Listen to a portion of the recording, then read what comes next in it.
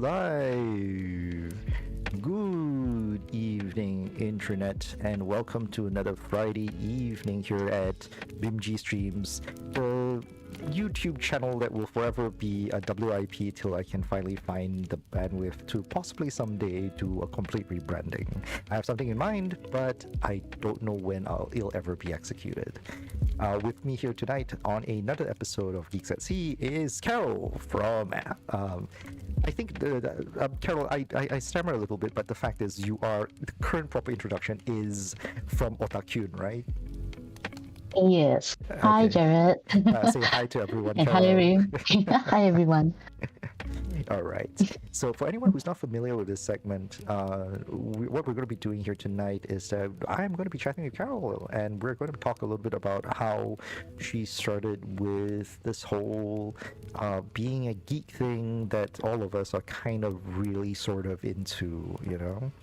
And also along with that is how she started up with Anime Gathering and growing up in Sarawak and bits and pieces and all that kind of stuff. So with that in mind, a lot of the story, I just want to give you two quick, I'm just going to share quick standard disclaimers before we begin. Number one, As I mentioned, like a lot of these stories are going to be personal stories, so they're going to be told off the top of our heads. So please keep in mind that some of this information may be a little bit imprecise. After all, we're all unreliable narrators of our own lives. I can't remember what I ate last week, let alone 5 years ago. So very likely there's going to be some factual fallacies. If you do find something off, please don't hold it against us too hard. Correct us in the comments below. More than happy to accept anything that anyone finds. Right, so that's number one. Number two, keep in mind also as well, Carol is currently still organizing Otakyun, and I formerly was with Comic Fiesta. So we might share some ideas, thoughts, and maybe even stories from behind the scenes and all that kind of stuff. But please keep in mind that because we are sharing personal stories here, these are our personal opinions on these kind of things and may not reflect the opinions of the organization as a whole.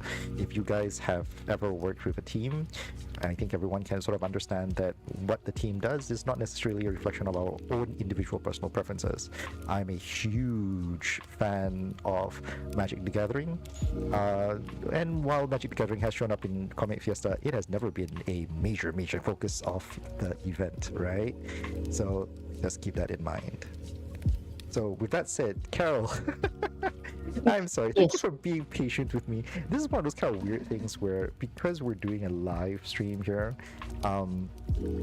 there's always this kind of like long rambling like starter that I've always have to do, and this is the 14th show I've done so far. It's gotten a lot smoother, by the way. This is actually the smoothest I've ever done it. But it always has these kind of weird after effect where I have my guests just sitting around staring at the screen while I yammer off for like what is essentially 10 minutes. Oh, yeah, no problem. I'm just looking at your mouth moving. As is yours. I hope you like your PNG, by the way. Yeah, I like it very much. Thanks for the edit. All right. Oh God. Also, as a quick heads up for anyone who's joining us here, like if you have any questions as we are chatting here and all that kind of stuff, if you have any questions for me or Carol or anything else in between, feel free to drop it either in the comments or in the link below. There's actually a link inside the description of this video where you can that leads you to a form, and if you fill up that form, your question will show up in front of me, and I'll bounce it off Carol whenever I can. All right. So with that said, Carol, let's start with the very beginning. And with this show, we usually start from the very beginning.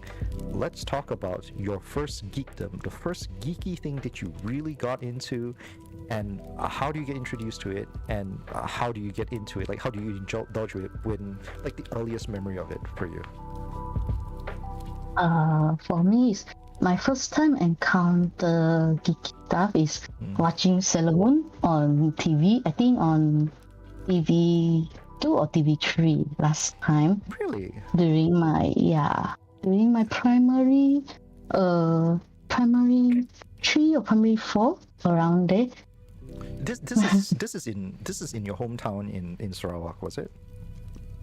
Yes, hometown in Sarawak, Kuching. Oh, okay.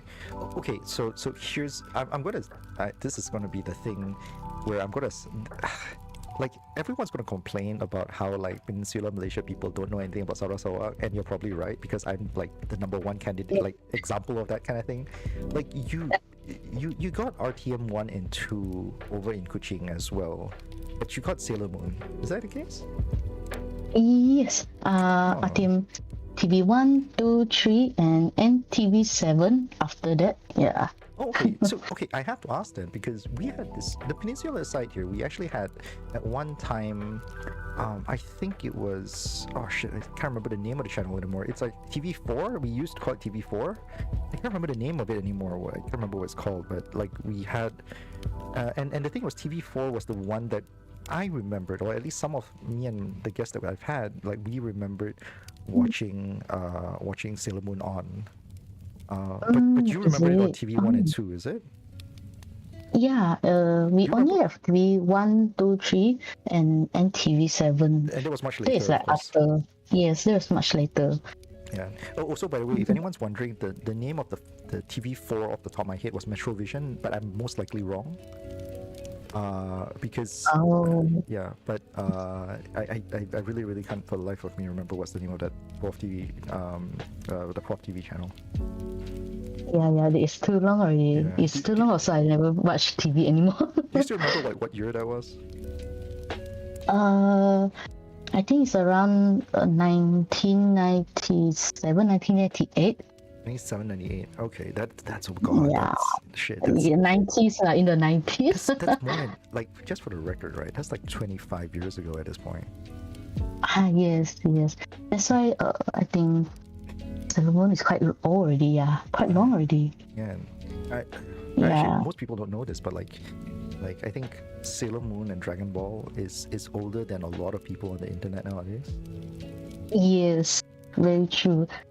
Yeah, like more recently, like there's some people talking about how the latest game, what was it, Wukong? Is it called Wukong or not? The Myth Wukong. Yeah, exactly, Black Myth Wukong, right? Yes. Like they were like, Yes. oh, there's a lot of resemblance to Dragon Ball, and like, Yeah. and Yeah, it's the same. Almost the same concept. Yeah. and like old fags like me who grew up because like I grew up predating Dragon Ball, like watching media that was Yes. predating Dragon Ball, and I'm like, no, Yes. you got it backwards. Yes, our facts are from animes, from Dragon Ball, Sailor Moon. Okay. Anyway, so Kel, so yes, so your first introduction to geeky stuff was through Sailor Moon, and then like, did you get hooked immediately? Was like Sailor Moon like, oh my god, this is so fantastic, this is so amazing to you? Well, I asked because I've had a few people on the show, and what happens like for them, it was their first point of introduction, but because a lot of them were quite young, to them it wasn't something that immediately hooked them in and all that kind of stuff. Like it was something that they watched because hey, kids like to watch cartoons, right? So was that the same for you, or was it something else? I think it was like really the first. It's like love at first sight. Oh really? I got hooked immediately. Yeah, That's because fantastic. at that time it was the only what I would describe as cartoon at that time. Really? It was the only decent cartoon that I feel is very nice. Yeah, since it's different from other Western cartoons. Yeah. So you've watched Western cartoons before that, and like you were like, nah, this isn't really quite my thing.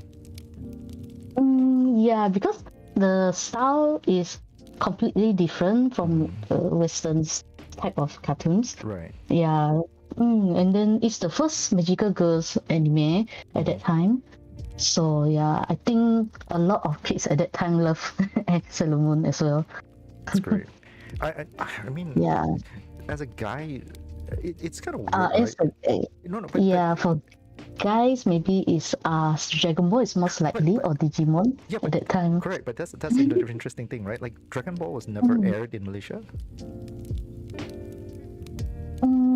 Dragon Ball was never aired in Malaysia. So Digimon was the first quote unquote, and I put this in heavy inverted air quotes, right? Like quote unquote guy centric anime.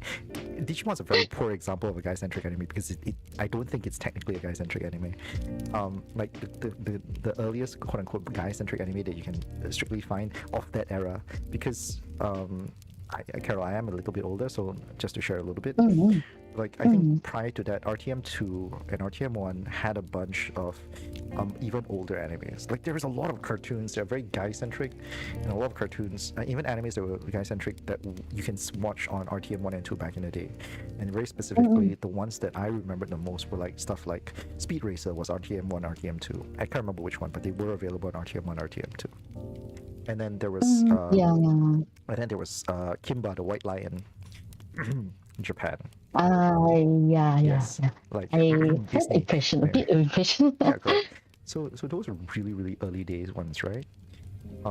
Yes. So there was a lot of that kind of stuff for guys, but like during the era when Sailor Moon and like that Sailor Moon Jump era of like new animes that was really hitting the airwaves and stuff like that, like guys didn't really have that much, like there wasn't a truly like a lot of like what would you traditionally think of a guy centric anime. Like Dragon Ball wasn't there. Yu Hakusho was never aired during like in Malaysia either. You know, all that kind of stuff. It was Sailor Moon, and then like you get Digimon, and I think that was about it. Yeah. We did I get think Doraemon, and I don't know whether you want to count Doraemon.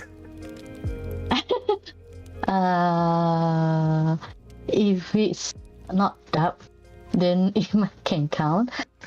Mostly are dubbed at that time. Do you still remember whether Sailor Moon was dubbed? Was Sailor Moon dubbed? Yeah, it was dubbed. If it's on RTM 2, 3, it's dubbed. Yeah. I'll be honest, I have no impression of Sailor Moon speaking BM. Yeah, because I remember very well because the voice is, how to say, in BM, I think the most that gives me the deepest impression is when they shout their slogan. I have to ask then. It's in BM. Can you still remember how Sailor Moon's like? Like, I will punish you on the name of the moon. When you do that in BM. I kind of cannot remember, but I think I remember Bertuka. Okay, that one I think okay, now that one I will agree that even I remember. Yeah, and then but do you remember the tagline at the end of it? Let me think. I think I remember the bit. Dengan kuasa bulan, saya akan menghukum kamu. Was it that literal? Was it the full one? Did they do the full one? Dengan kuasa bulan, saya akan menghukum kamu. Oh, yes. That is fantastic. At least I think at that time they still David's quite still okay. I love listening to dubs nowadays. Like I know this is blasphemous for a lot of like anime fans and stuff, but like as I'm growing older, I tend to like dubs more. For one very stupid reason. I like listening to the difference. like what they try to tell you in English versus what they try to tell you in Japanese or Chinese or any other language. I like comparing the two and like laughing to myself, going like, oh my god, I can't believe you tried to call it this. Yes. Every time I hear it, it'll be a bit funny. I know, right? Maybe I'm not used to it. Maybe. Yeah, it's hilarious. Yes. Anyway. But I think after that, I think only in my college years then only I listened to the Japanese original subtitles with subtitles, English subtitles. Nice. Can you speak Japanese now at this point? Like, did you pick Japanese up because of anime and stuff? I did went to study for 1 year, but I seldom use. I understand. I went for a few classes myself, but I unfortunately because I like right now I moved over to Singapore and all that kind of stuff, it got harder. Like I just couldn't keep up the lessons. Yes, true. I think we will need to start over. Yeah, it definitely recap. Yeah. Definitely has to be the case. But yeah, but Carol, so after Sailor Moon, when you were in primary school, it started off with Sailor Moon. What was the next thing? Like, did you graduate? Do you move from Sailor Moon, or was it like Sailor Moon your first and only love all this while? I did have a second favorite anime, but Sailor Moon is still my first favorite anime until Number now. one all the way, right? Yes. Yeah. After that, I did watch other animes. Is because the first anime that was from Sailor Moon. After that, I already fell in love with animes. That's beautiful. What's your favorite Sailor Senshi? Still Sailor Moon. Still, oh really? Yeah, because I like how she's like very friendly, casual. That's fantastic. But she's very loyal and fair. Yeah. It's nice. I it's always an interesting question, like for me, like trying to figure out what people like about certain characters. Just, as a weird parallel, right? Like back at around that time, for me, I remember like my big show around that time was like Ultraman and I think it was either Maskman or Flashman, like the Sentai stuff. Yeah. Yes. But to be honest, I was never that big a Sentai fan. Like I liked it enough. Like it was one of the big shows that I was like, oh yeah, I'm super into it at that time. But like you ask me today, I'm like, yeah, it's not as impactful as it used to be. You know, like I used to be a huge fan of Ultraman Ace. I used to be a huge fan of Ultraman Ace. Yes, understand lah, yeah. Because you're not always maybe you're not always how to say sticking with it, always watching. Maybe that will, yeah.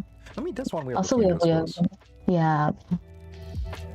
Yeah, I mean, like you still like Sailor Moon. Sailor Moon's still like top for you, right? Like, but there, I mean, yes, there's a remake more recently, but like I don't think it counts. Like Sailor Moon was around for a very, very long time. It was running all the way until like, you know, you had like Pluto and the rest of the outer senshis and stuff like that. Yes, I do know that much about Sailor Moon.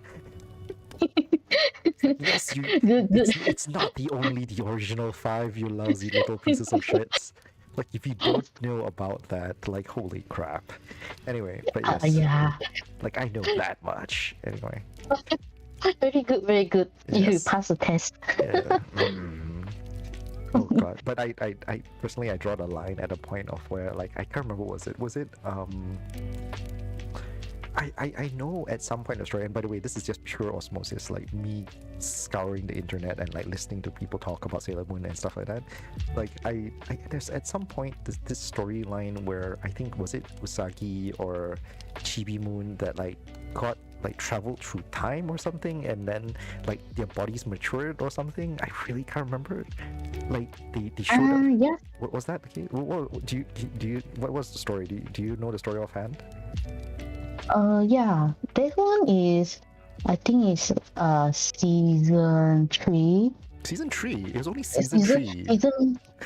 Season 2 is the time traveling. Shites. Season 3 is when they exchange bodies. They're one mature and one kid body. But that one is during one episode only. Oh, so that's only one episode only. That's only one or two episodes. All right, fantastic. Yeah. So apparently my information is not even like past season 1.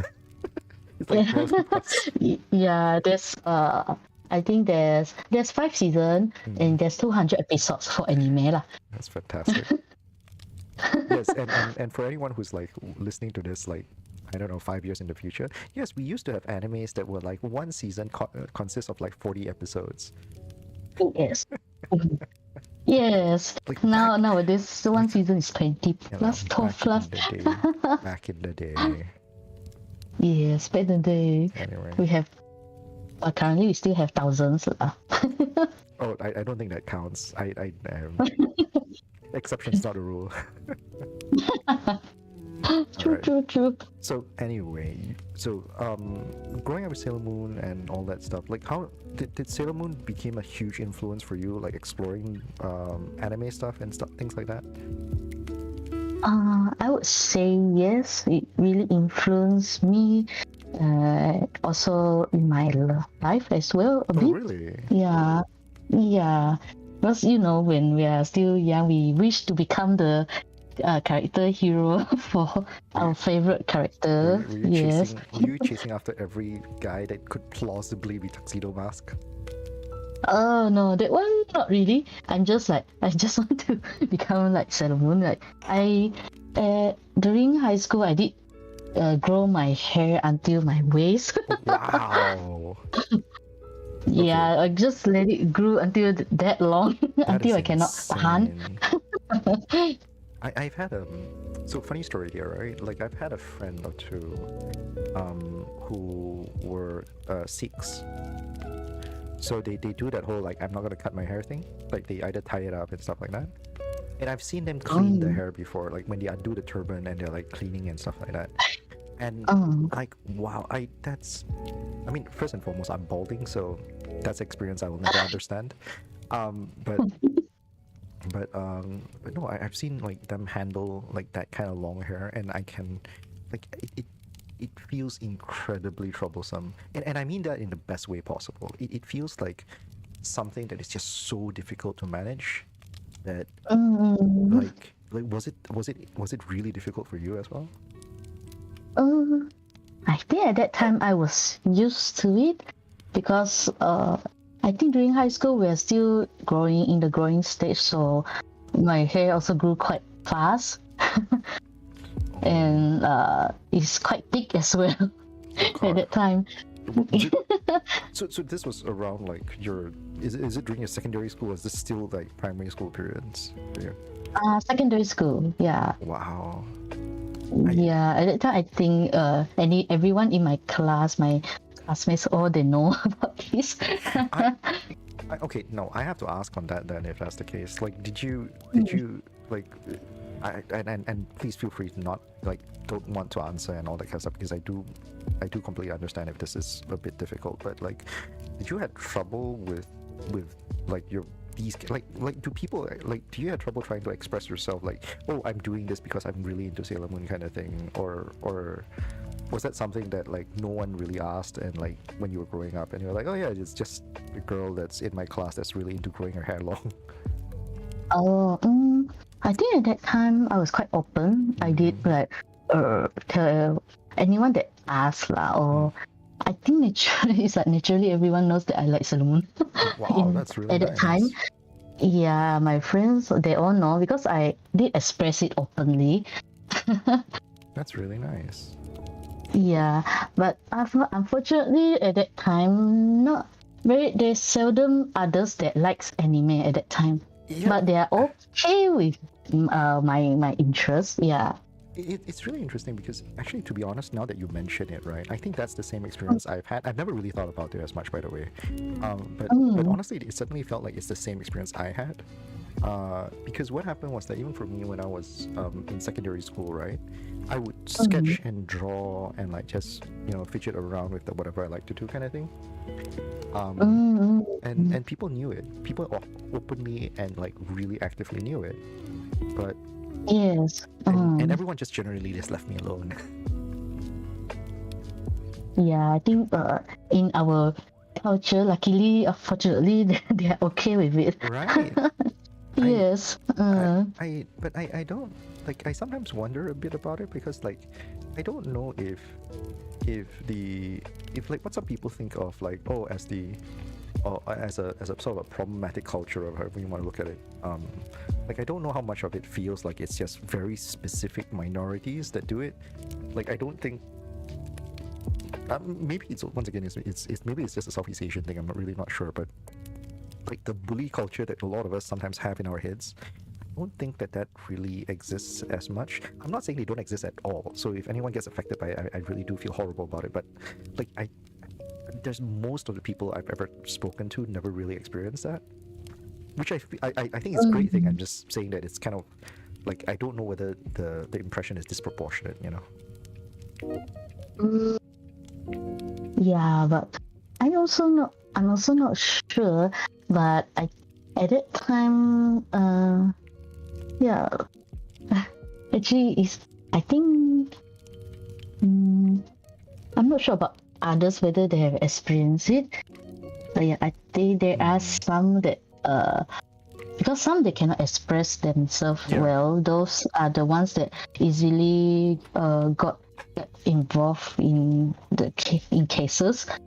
Yeah, but those are the people that how to say will not do what we are doing currently. Maybe I suppose yeah, that's fair. because we are. It's like if we want to do events and all, we ourselves we need to be extrovert a bit. A bit, I suppose, right?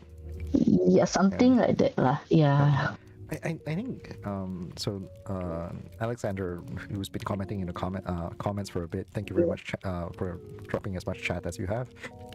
Like was Yes. mentioning about how like last time you get bullied for watching anime, nowadays you like get bullied for not watching and stuff like that. And it really Yes, gets me, yes, it gets me really thinking a little bit. I feel like it's maybe like you said, it might be a case where it's people who don't know how to express themselves really well, and like and the kids who are around that are bullies and stuff Like they don't necessarily want to bully you. They won't necessarily bully you for watching animes, but because you are a person who doesn't know how to express yourself and you watch anime, they take that and bully you with it, you know? Like if you didn't know how to express yourself but you were like into anything else, for example, like I don't know, what's a really healthy thing that you could get bullied for, like maybe you're into wuxia or some shit like that, right? Like they might bully you for that simply because you don't know how to express yourself well, and like that's the thing they know about you, so they'll bully you on that, you know, that kind of thing. Yeah, sometimes it's because there's bullies. I'm not sure how they think lah. Like yeah. And I don't know. In all fairness and full disclosure here, I feel like I was a bit of a bully when I was growing up as well. Like in secondary school, I did. I consider it I consider it playing, but looking back at it, I think I was a bit of a jerk. I feel really bad for that friend of mine. But like maybe at that time still young, Right, still exactly, don't know how right. to think. Yeah. yeah. So I feel really bad about it looking back. I try to make up for it, by the way, and like we still we've chatted for a once in a while, but I don't know, man. Like I feel like there's a part of him that like I wouldn't fault him for still hating on me, you know. Yeah, but yeah, after so long, maybe the other party already forgot, or already moved on lah. I Mostly. sincerely hope so. I sincerely hope so. Yeah. Anyways, so yeah, so you as you were saying, so like okay, so secondary school, tons of long hair, influenced heavily by Sailor Moon, and still living it strong. Yes. Was that like the big parts? Was that like so? Even that extended itself past secondary school as well. The Sailor Moon influence. Yeah, it's a big part of my life in secondary school as well. I think at that time, that is what got me into like watching anime and also playing with Photoshops and all that. Oh, really? just to because at that time I think the forums are quite trending at that time. Right. During my secondary school, I think during my form 3, form 4 time.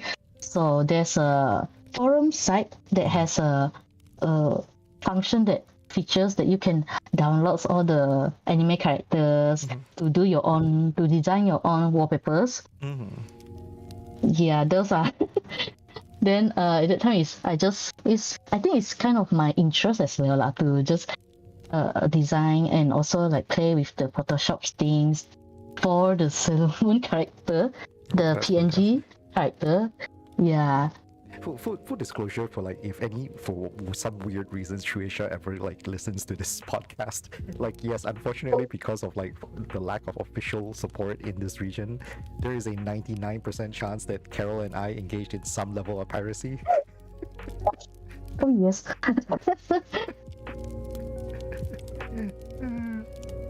Disclosure. At that time, we cannot access any license thing. Alright. Was it very much the same for in Sarawak as well? Like because what happened was that I grew up in Subang, which is like 30 minutes drive from KL, right? We had like a lot of people in my area, in my part of Malaysia, right? Our access to comics more often than not came in the form of like rental shops, like comic rental shops. You know, if not, it was a lot of pirated, you know, translated comics. Was that the same in Sarawak as well? For me, because I do have a bit of access to the internet at that time, so mostly it's downloaded manga. Okay, we're somewhere we're just and also at that time I think there's the piracy that I think at street side they always sell those pirated discs, CDs. Yeah, some they have this anime in the form of computer file.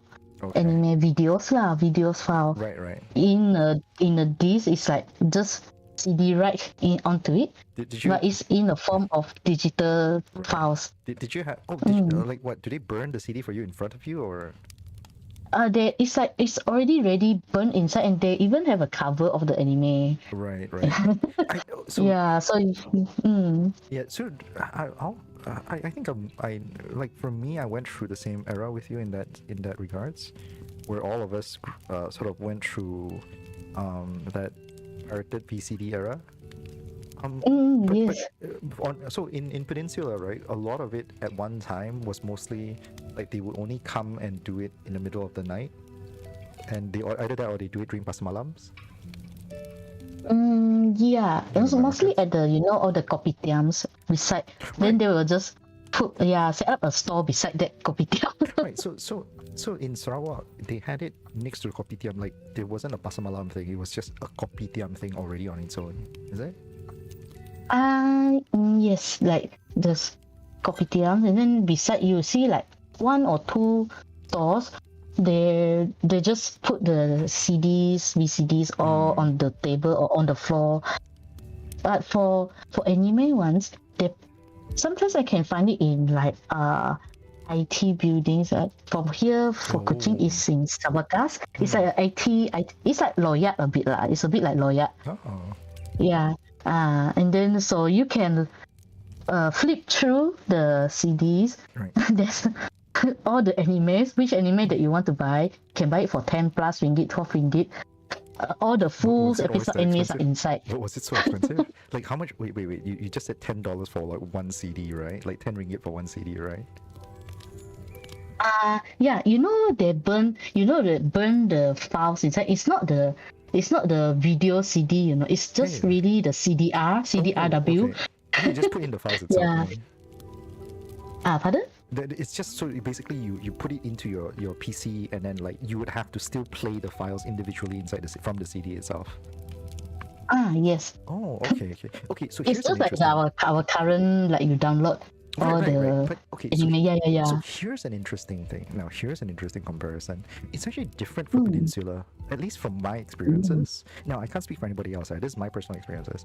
So if you bought the CDs from the roadside guys, for some reason, they would have made it as an actual like autoplay file. Like, you would put it into your DVD-R, or sorry, you DVD player or VCD player and stuff like that. You put it in and it would just automatically play. Like, it would be legit. Even if you put it into your PC, it would autoplay as a video CD. Oh. Yeah, so it's okay. not just like burn the data file into it. Like, it doesn't just burn the video file into it. It actually turns it into a VCD. It's burnt as a VCD. Oh, okay. Yeah. This type, you might have, but I always aim for the PC file. They will always label it. Then Oh, really? I will always they will label it. Then I kind of can recognize it at that time. So I just flip through which anime interested, so you can buy it. Maybe we had the same shit here too, and it's just that like I just never knew how to tell the difference. I think at that time it should be the same sellers, a group of sellers maybe. They have the same channel. But yeah, at that time, Yep. I think these sellers are like the same. They have the same distribution channel. I'm pretty certain that like a lot of these people are connected, right? Like Yes. yeah, man. But yeah, at that time it's the only like most convenient way to watch a full episode anime without spending like huge cost, like you buying at a VCD shop. Yeah, I get you. Like, This is the most budget way. So like I've had this conversation a number of times, but this is always true. I felt like it's always been the case where it's not that people weren't willing to support original stuff, but the problem was that either original stuff were really difficult to find, or that like it was just way so expensive, like no one can afford it. Yes, true. So it's like this is something that I think, for what it's worth, like right now, do you know that there is an official Shueisha like reader app. And by the way, Carol, do you know who Shueisha is, right? Like for anyone who's out there, does everyone know who Shueisha is? Pardon, Usha? Shueisha. Does everyone know who Shueisha is? Shueisha. I don't think I know. Okay, then Carol, this is very important for you to know, yeah? So Shueisha is the publisher, is the parent company, is the publisher, the publishing company that does Shonen Jump. Okay. So you're a Sailor Moon fan, you should know who Shueisha is. Shueisha. Shueisha. Shueisha. Shueisha. Okay. You'll need to Google that later, but yes, as a Sailor Moon fan, you should know who Shueisha is. Okay. All right. So having said that, okay. having said that, I'll look into that later. please do. Okay. So having said that, and this is actually a weird thing about anime in the region, right? Because like some of us are so used to pirate that unfortunately sometimes we don't know who the official rights holders are. But it is one of those kind of things where like because it's difficult to find originals or like it's not properly publicized in this region, what happens is that we don't even know to look for it. Like Carol, for you don't even know who Shueisha is. No one can really blame you, but it is a thing that's kind of weird, especially as someone who's been into Sailor Moon for over a decade, right? Actually, in fact, at this point, it's like 2 decades at this point. Yeah. So, Shueisha actually has a manga app which you can download for free. Mind you, this is free. So it's free official app that you can read Shueisha mangas on, and it's scanlated. Basically, they do official translations, so it's not technically a scanlation at all. It is their original, like, own content, and they translate it, and you can read it for free. You can find it. It's on the App Store. You can look for it. I can't remember off the top of my head what it's called, but yeah, it's the Shueisha manga app. You can read it, and it's absolutely free. So now you can have access to that manga for free, which is insane because like back in the day, in order for us to read these mangas and stuff like that, we had to buy yes, we had to buy the manga book physically. Correct. And it would be a pirated version. Make no joke, like it would be a pirated version. So we'd be giving money to the wrong people, you know? Yes, yeah. yes. But I know it, once again, I know it's easy to say it's the wrong people, but the fact is these people are the people who are serving people like us. Yes, it's called Manga Plus. Thank you very much, Alexander, by the way. It is called Manga Plus. I just yeah, because I like to read my manga in Chinese, and so Manga Plus doesn't do it for me. Okay. So it's really silly, but anyway, so yeah, you like right now, because you have access to it, it's so much easier to gain access to this stuff now. Yes. Yeah. Anyway, so yeah, so growing up with so Sailor Moon secondary school, it was Sailor Moon. During your period in secondary school, was there any unique fandoms that crossed your path? Was there anything that was like, oh yeah, this is like even challenged the place of Sailor Moon in your heart, kind of thing? Was there any? I think not really. Maybe Wow. when I like the second anime, but it's just only for a while, for the freshness. Wow, loyal fan Then all after the that, way. no. Yeah. Oh, I There's only I think there's only one certain period that I like Arya. Oh, Arya, okay. Yeah, at that time, because I really like the drawing style, the manga style, and then the anime, how it's very relaxing. Man. Yeah, but only for a period of time, I think. For a few years, maybe. So it's really beautiful because I'm actually honestly in awe, because I personally can't say that there's ever been like an IP or a comic or a story that like I've personally fell in love with that much, that has like never wavered even a bit. You know what I mean? Yes.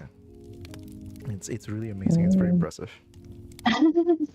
Yeah, it is. Yeah, it's really amazing that I can like until now.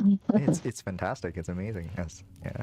I think it's weird because like the closest thing I can say that comes close enough But the problem is that it's not even strictly speaking the IP; it's the artist. I'm actually a big fan of Togashi's work. Do you know who Togashi is? Togashi Sensei. The thing, I think I know. I heard before. He's married to the Sailor Moon artist, by the way. Oh yeah. So you're a fan of his works, Yeah, lah? I am. I'm a huge fan of Yu Hakusho. I'm a huge fan of Hunter x Hunter. But like it's a lot to do with like my admiration for the character that he creates and the world that he builds and the stories that he tells. But like I will move with him between like the stories that he chooses to tell, you know? Like so he was Yu Hakusho in the beginning, and then it was Hunter x Hunter and all that kind of stuff. Right now, obviously, for a lot of health reasons, he hasn't been doing as much work. But like I've like moved, like I like there are other stuff that I'm reading and watching now. But like if he is more consistent, I'll come back to his stuff again. You know, that kind of thing. Yeah. Yes. Yeah. Yeah, I also for Hunter x Hunter, I also read the manga. Yeah, just that it's on hiatus right now. Yeah, it is. Yeah, it's in. You know what's the weirdest thing? And this is something that some people, like those who follow his work and those who follow him in particular, know about, right? He actually has a really bad back. He has a really bad back, and I could be wrong on this one, but from what I understand of the situation, it's actually because he has really bad posture when he's drawing. Oh, I don't know. okay. So if someone comes up there and tells me that it's actually because of like a genetic issue, please correct me in the comments.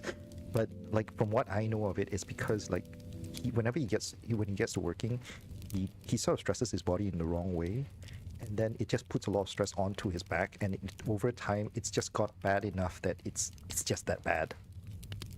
Oh, okay. Yeah. It might be due to that. Yeah. But I've heard maybe some, Alexander might know. yeah, I don't know, man. Like he says it's a back pain, but like I'm talking about the cause of it, right? Like so what I've heard is that more recently, and once again this could be a rumor, but like more recently I've heard that like he's passed on some of his work over to his wife to help him out with. Oh, okay. I don't know Yeah, how true is that. it's understandable lah, actually. I don't know how true that is. I'm just gonna put it out there. I really don't know how true that is. This is going to be very likely as some weird ass rumor, and I really hope it doesn't start from here. It's not by us. Yes, we did. Disclaimer. Yes, we did not say that. We're making weird assumptions. We're likely wrong. Yes. Alright. But anyways, all right, Carol. So okay, so grew up secondary school, Sailor Moon all the way. What was next for you? Like, I'm very curious. Like, because I don't think you're that old. And like, what led up to Anime Gathering for you? And like, what was there something like you saw other people doing some things? Was there a turning point? Do you wake up one morning and go like, I want this to happen? You know, stuff like that. Not really. Actually, AG is like when I went to college. That is in Swinburne, Sarawak. So there's where? anime Swinburne, Sarawak. Okay. That's the university name. Right. Yeah, so there's an anime club inside. I was like very excited to join it because at that time there's seldom any anime clubs around, not even in secondary school lah. What year was this? Sorry, I just want to check in again. I think this was in 2007. Okay. That is my first year there. Alright, okay. And then actually I think the club was formed in 2006 lah. But I only went in around 2007, so at that time I went in, so automatically I became one of the committee as well at end of the around mid-year. Then the president of that time's president that asked me and my committee and my friends to do one program which is a dinner event. So its name is Anime Gathering. So it started from there actually. All right. Okay, that's interesting. Yes. So, okay. I think I see it. Let me just put this up on screen. So, you shared some pictures with me, so I'm gonna put this one up on. So it was literally Yes. this sort of dinner thing with a live band, and like college. We're gonna do it with a bunch of badminton courts, kind of like set up and stuff like that. Yeah, at that time it's pretty basic stuff. Oh, this one is I think you need to be for the 2007 one, 207. okay. This one is in 2008. Oh, okay. Yeah. Okay. So yeah, because it was a really nice setup photo, so like I was like, oh, okay, maybe. So you're talking about this one. This is even more basic. Yeah, the 2007 one is wait. Yeah, this one. I think this one is the 2007 one. This is like in one of the classrooms, Right. a bigger classrooms in the university. So we held it there. But this event is like open to public as well. So yeah, this year's theme was maid and butler. So this is the first year, first time that we held this event program actually at that time.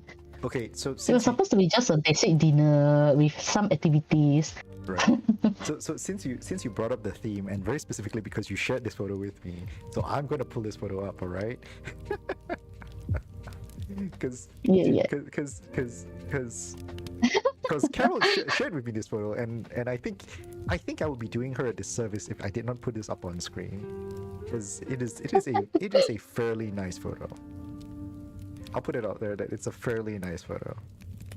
Yeah, so this is our some of us dress up as maids and butlers so that we fit the theme a bit. Okay, I have to ask on that one. On top of this, like, where is the butler in this? Because Behind those three guys, they are the butlers. Because I think I know this sounds horrible. I will. We have a separate photo here, by the way. Like, I will. Oh, whoops, my bad. Sorry. I will give it to this guy. yes.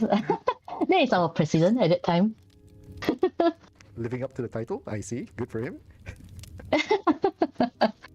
And this photo is like they are dancing the Hari Hari Yukai dance at that time. Oh God, so clearly, Singapore, sorry, Sarawak got infected too. Everyone was like very big fans of anime at that time. Everyone was infected at that time. Yes, but because at that time I think it's very difficult to find costumes and outfits. Yeah. So for the guys, they're mostly like they source it from local. They just mix and match themselves. That's why it's not very look alike. They just try to match it as close as possible, lah. Okay, yeah, like look for everyone who's like watching, and you're like, if you're thinking that I'm kind of being ultra mean about a bunch of guys like doing it for the first time, I'll be honest with you, like it's absolutely true for everybody. We all went through the same thing, Yes. and I would expect the same thing.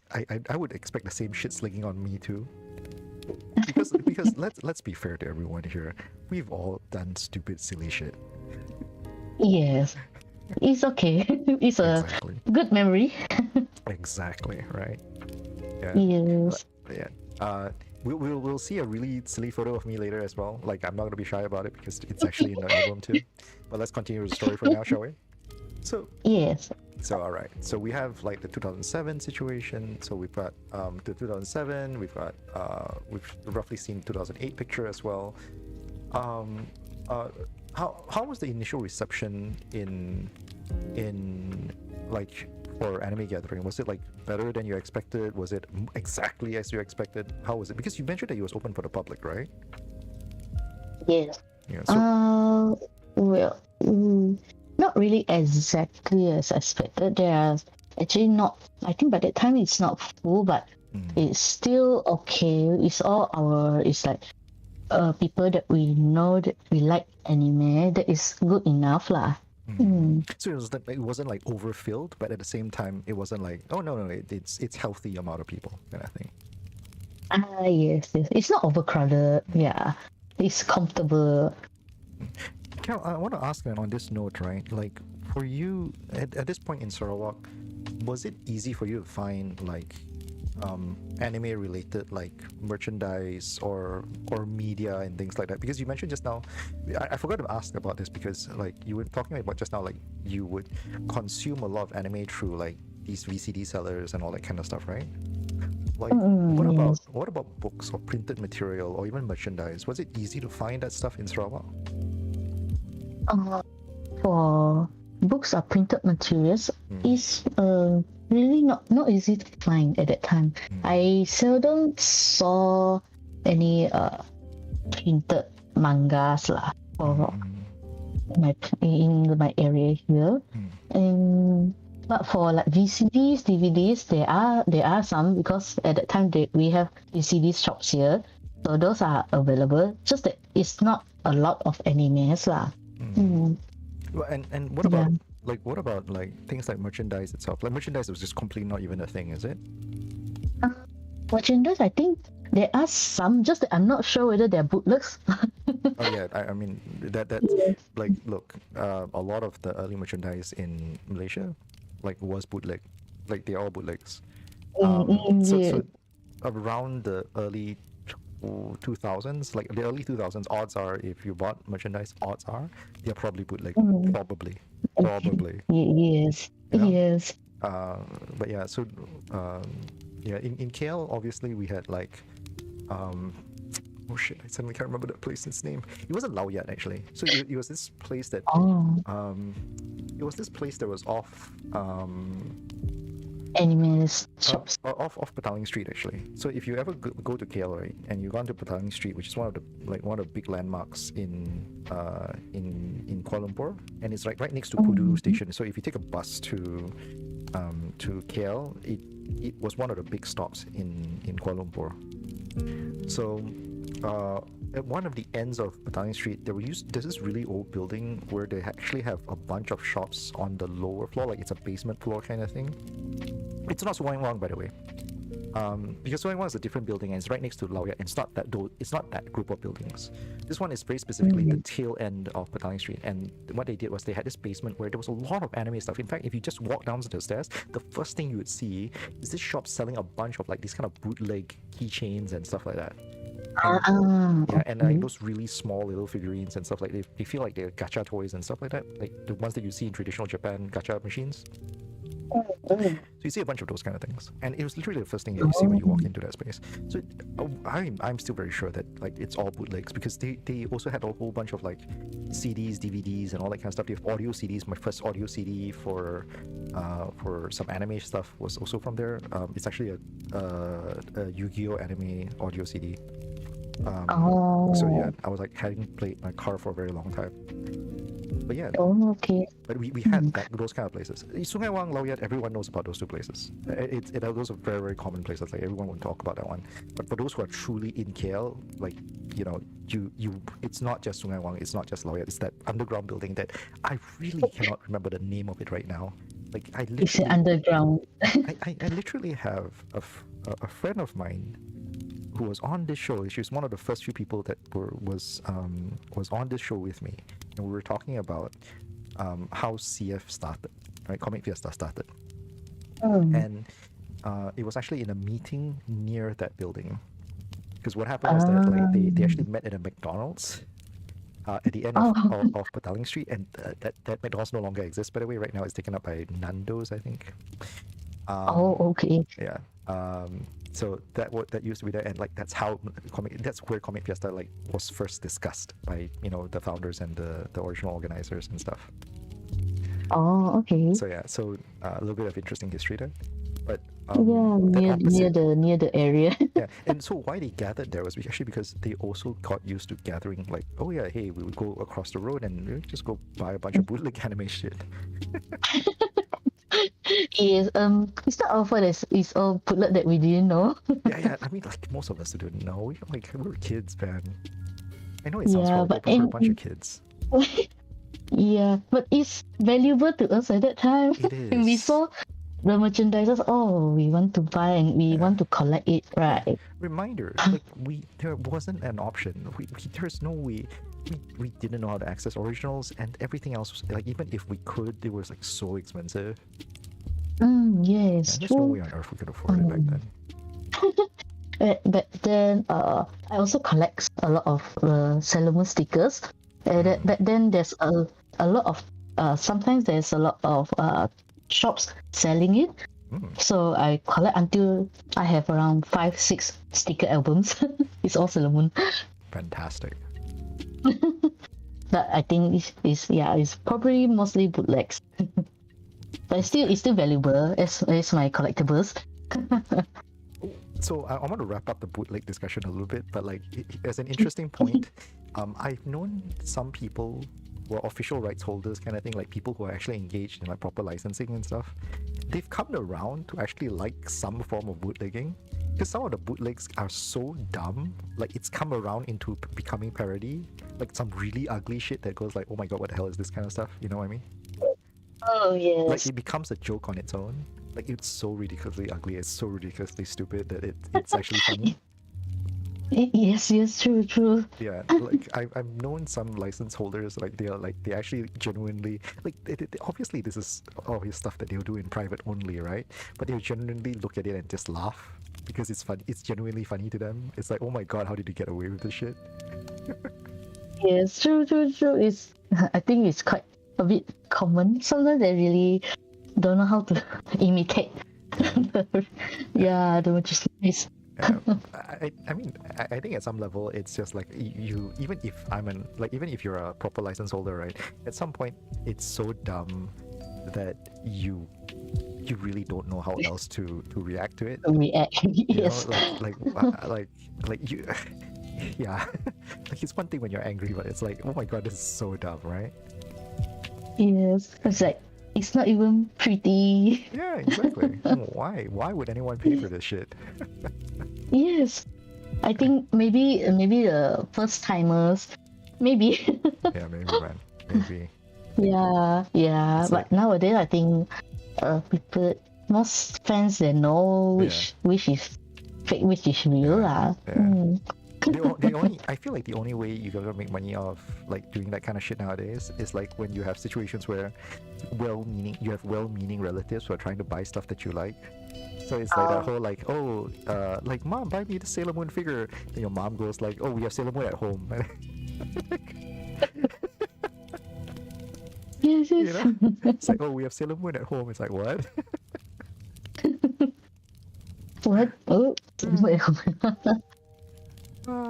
Yeah. Anyways. Yeah. Okay. All right. Coming back. So, all right. So we were looking at Anime Gathering on 2008. Yes. Like, was 2008 like was it significantly larger for you? Yes, it's larger. We at that time we used the Swinglands Auditorium. This is the multi-purpose hall actually. Oh, okay. Yeah, so it's a bigger lah. So you see, we use round tables. We engage with restaurants, a Japanese restaurant. Wow. So yeah. So this round table, if not wrong, is by them as well, and catering by them as well. So and by the way, the Anime Gathering also is paid. Yeah, they need to our visitors, attendees, they need to pay for the food and for the programs. So it's all included lah. So it's a very like, oh, here is a themed dinner kind of thing. Yes. And which involves cosplay, ACG, anime. Right. Yeah. Exactly. Okay. It's only one night, not 2 days lah. One night. Right. Very interesting. So Yes. and so that was true for 2007. That's true for 2008. Was that true like in all in 2009 as well? Yes, 2009, 2012, 2013. Oh wait, It's the same style. Okay, so you just jumped a couple of years there. Like what happened in 2010 and 11? Yeah, that time is the final year for me. Oh. Final year and the graduation year. So since this one is a club event, so me and my friends graduated and it's supposed to be under the club. But then after that, we think that it's also good that it is mostly that we miss doing it, so we do it again. Yeah, so we kind of like create new concept a bit. Like we built some of our branding. Like for 2012, we officially debuted our mascots. This ain't it. Yeah, this ain't it. Like I'm putting up a photo of 2012 right now. This ain't the mascot, but like, I know.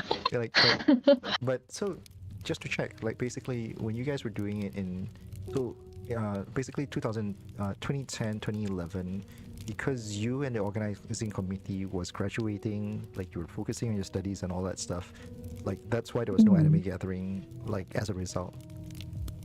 Yeah, some of us graduated. Yeah, some is still studying. So it's like we since it's under a club activities, so it's not necessarily to do the event at that time. Right. Yeah. Right. Because we haven't had the concept of annually doing the event. Right. Yeah. So big questions then. Does it mean that like for you guys, like anime gatherings, like the dates for anime gathering was like shifting like year by year? It's like, oh yeah, this year it'll be like January, next year it'll be like December, September, whatever else there is. Like it's whenever the team came about to do it, or was there like specific like dates in your head that like, oh yeah, we're gonna do this consistently around this time? Yeah, at that time it's consistently at that same month lah. What month was At that again? time should be around December, if not wrong. November, December. Yeah. All right.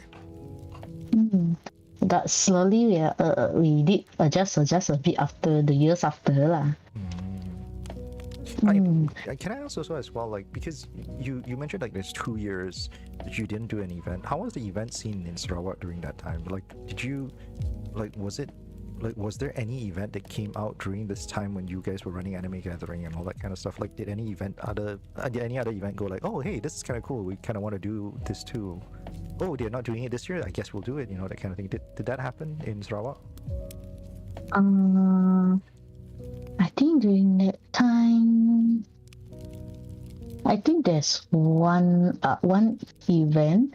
I think it's called S.E.A Anime. That is a convention type lah. They did in the mall, but that one is also someone that we know.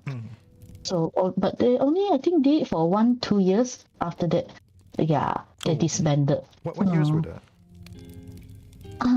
I don't really remember, but it should be before 2012. Yeah.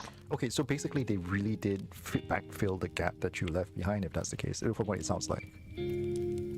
Yeah, kind of. Oh, okay. Should be, yeah. I mean, intentional or not, there's no way on earth we would be able to tell offhand, but like, it certainly sounds like it, right? I'm not very sure because I can't remember which year. It might be in 2012 as well, but I can't remember. Yeah, because it's quite long ago, and it's only they did only for 1 to 2 years. Yeah. No worries. But this. Yeah. So, I mean, I really don't want to sound rude when I'm saying this kind of things, but like, it really does sound like Anime Gathering was a unique Sarawakian event sort of thing, where like there, in a place where there wasn't really many events in Sarawak, specifically for like anime fans and stuff. Is that the case? Yes. I think at that time, as far as I know, we are the only ones doing this, like publicly. Yeah. Did you know of anyone else privately doing this? No, this one is public actually. Yeah.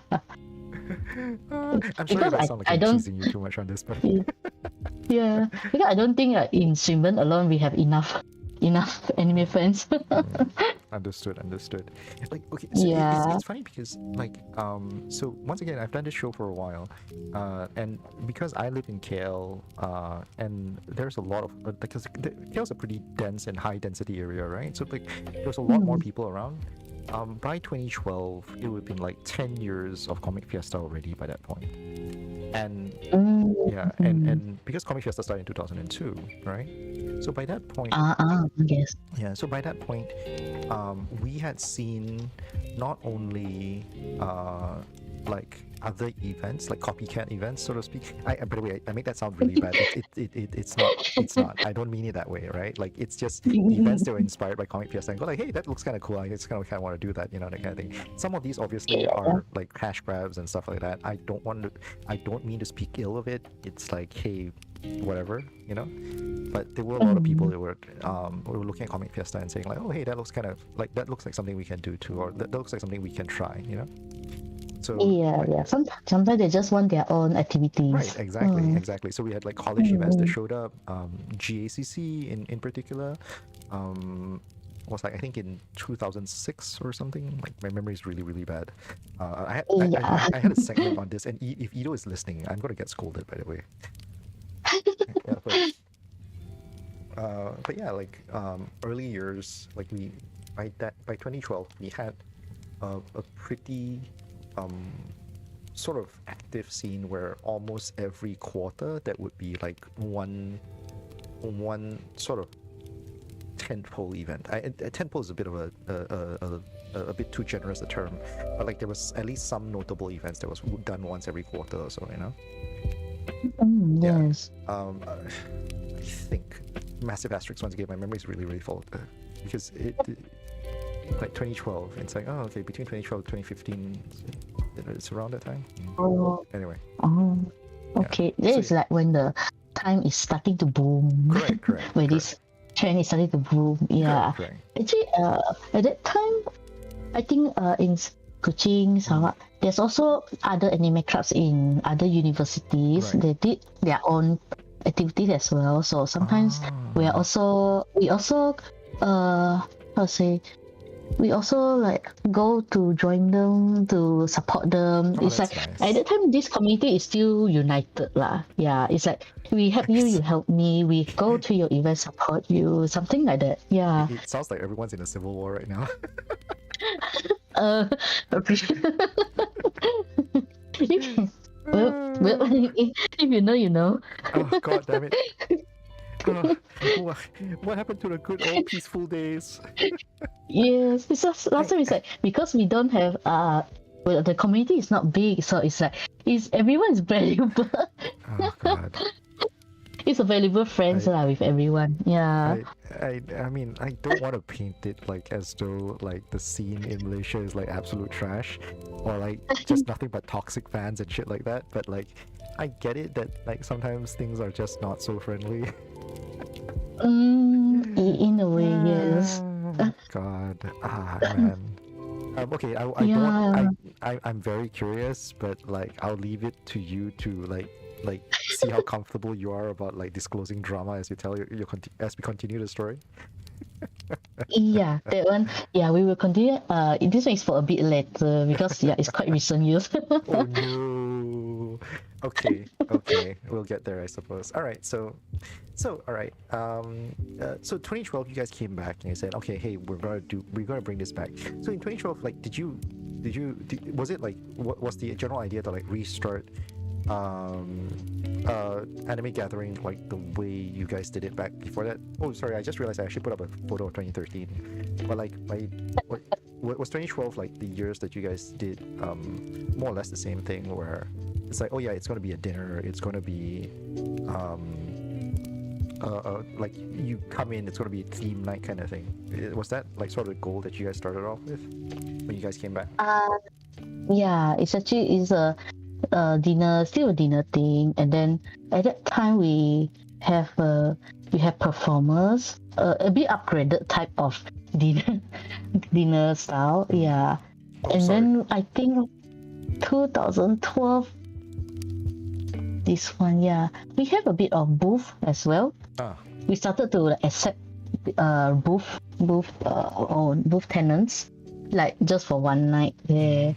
Yeah. And it's a bit of an upgraded version lah. And then so the food also is upgraded, as you can see. Just year by year becoming like slightly better. Yeah. I should probably mention this, like, for anyone who's not, like, who's just purely listening in on the segment and not, like, actually, like, looking at the pictures that we're putting up and stuff. Like, it's very notable that, like, the quality of costumes are actually, like, drastically improved at this point. Like, from the point of, like, the ones that you guys were posting in 2007, and then, like, 5 years later when you're doing it in 2012, like, the quality, general quality costumes, the quality of costumes are, like, just dramatically improved. Yes, because I think at that time also the cosplayers are also helping each other.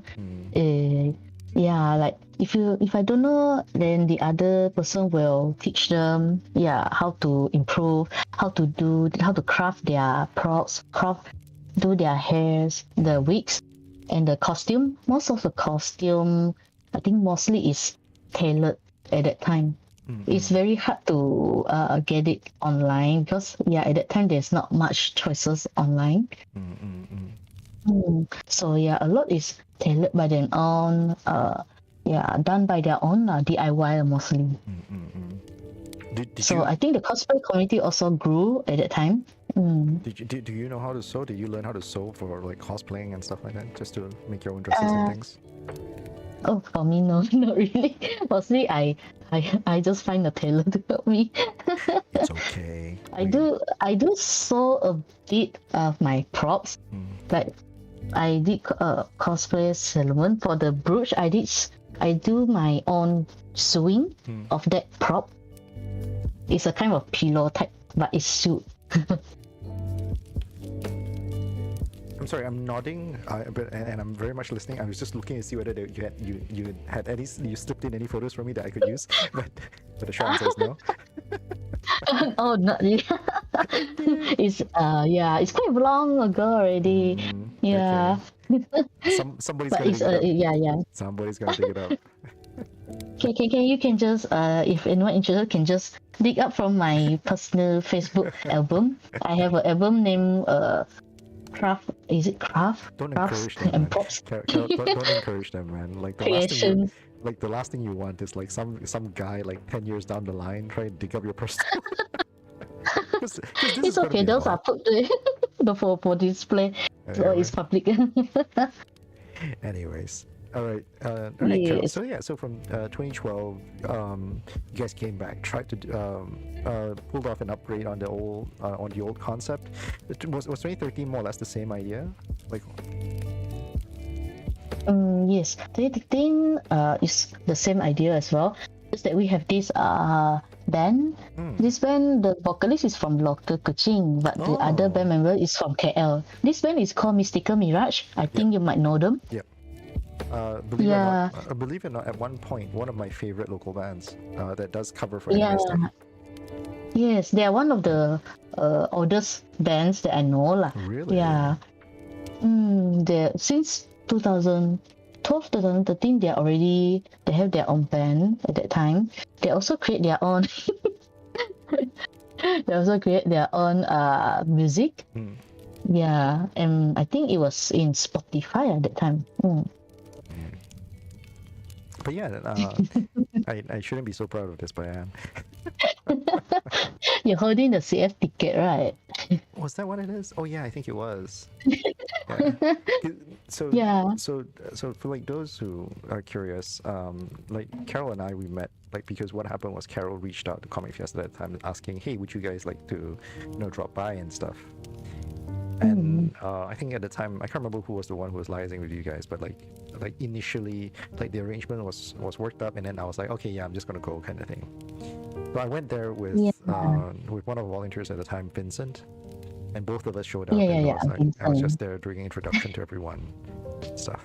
Yeah. I was glad that you guys are willing to come over. Yeah.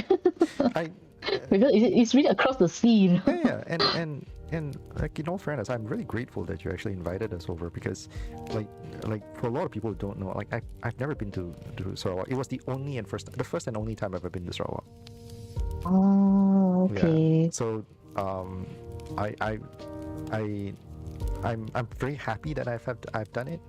But as a Malaysian, I've often hated the fact that I've never traveled all the states. I've never been to Sabah yet, by the way.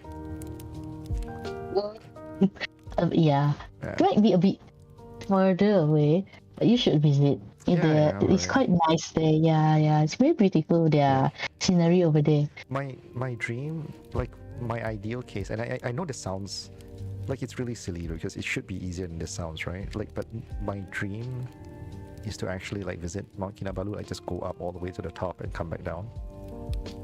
I know, Okay. I know for a lot of people they're like, Jared, that is a very easy dream to achieve, right? like in comparison to the grand scheme of a lot of other type of dreams that you can have, right? Like it should be Yeah. reasonably easier than like I'm not asking to go up Everest or some shit like that, right? This is reasonably easier. Mount Kinabalu is not even the hardest mountain to climb. Yeah. Yeah, understandable at least at our age. Yeah, it's a bit difficult to arrange. It's not only that. It's like I don't know. It's Sarawak, man. Like I this is gonna sound horrible, but like I have limited amount of time. Maybe it's the age thing, as you were saying. Like a limited amount of time. If I'm gonna go somewhere, climb a mountain, I might choose a place that's a little bit further. Yes. Yeah. Sometimes we have too many choices as well. Yeah, exactly, right? Like it's part of the problem, right? So it's really weird because you choose the more adventurous choices, the ones that are a little bit further away, simply because you're gonna think to yourself, oh yeah, I can do Mount Kinabalu anytime. Yes, true. It's like, oh yeah, it's just across, like it's just one small domestic flight away, right? Yes. So we keep delaying. Yeah, and then it never happens. It just never happens. As simple as that. True. Absolutely horrible. Then maybe at one point we will be like, oh, let's go this weekend. Okay, Carol. Okay, coming back. So we met in 2013 when you guys were doing sort of like, oh, you guys revived it in 2012. We met in 2013 when you guys revived it the second time. I hate choice of words there, but like it is the second iteration, right? At what point did it become Otakyun? Was there like a reason why you went there? Because all this while it's been dinners, and I get this distinct impression that Otakyun isn't a dinner anymore. Yes. If you see the next photo for 2014, that is the year that we debuted Otakyun. Okay, give me a second. Yeah, let me just pull that up. By the way, sorry, I want to put this up real quick because I actually never. So here's me being very silly. Yeah, I didn't know about. I strangely did not anticipate a buffet. Like I was there. I was there in 2013. I did not anticipate a buffet. I don't know what the hell was going on in my brain. But this was like, oh, okay. We cannot let you guys starve. I agree. I just didn't expect it. Anyway, but yeah. So yes, there is a photo in 2014. Let's go into the 2014 photo. Like here we go, 2014. Yes. Yeah, so, it's the group photo. Yeah, the photo in 2014. Actually, at that time, I was like studying in KL actually. So this was actually handled by my other founder member. Kimberly, you still remember her? Yes, of course I do. We actually was in one of the earlier photos. Let me bring it up real quick. Because the 2013 photo when I was standing on there's this photo when you were talking. Kimberly's right here. Oh, sorry, my bad. Sorry, give me a sec. Yeah, right. She's right here. Right? Yeah. Like, she's right here. Yeah. See, I remember. These are two my other founder. Yeah, these are the two other founder, Kimberly and Tommy. This is Tommy, right? Is it Tommy? This is yes. This is Tommy, yes. right? Yeah. Yes, that is Tommy. Yes. See, I remember. My memory's not that bad. It's horrible, but it's not that bad. Still okay. We still can remember this. I'm not completely senile. But yes. Only 10 years. Yeah. God, it's horrible. As you were saying. Okay, yes. So Kimberly was the one who's organizing this?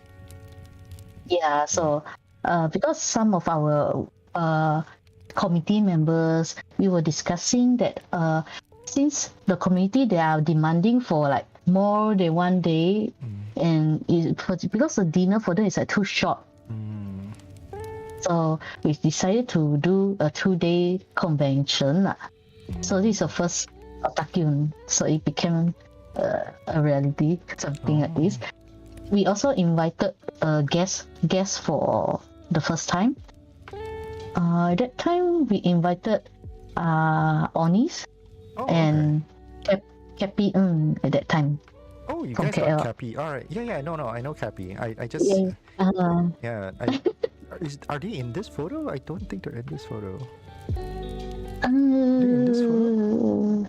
That's right. I think in this photo, they should be in this photo. Let me look at your Otakyun photos, the ones that you sent to me.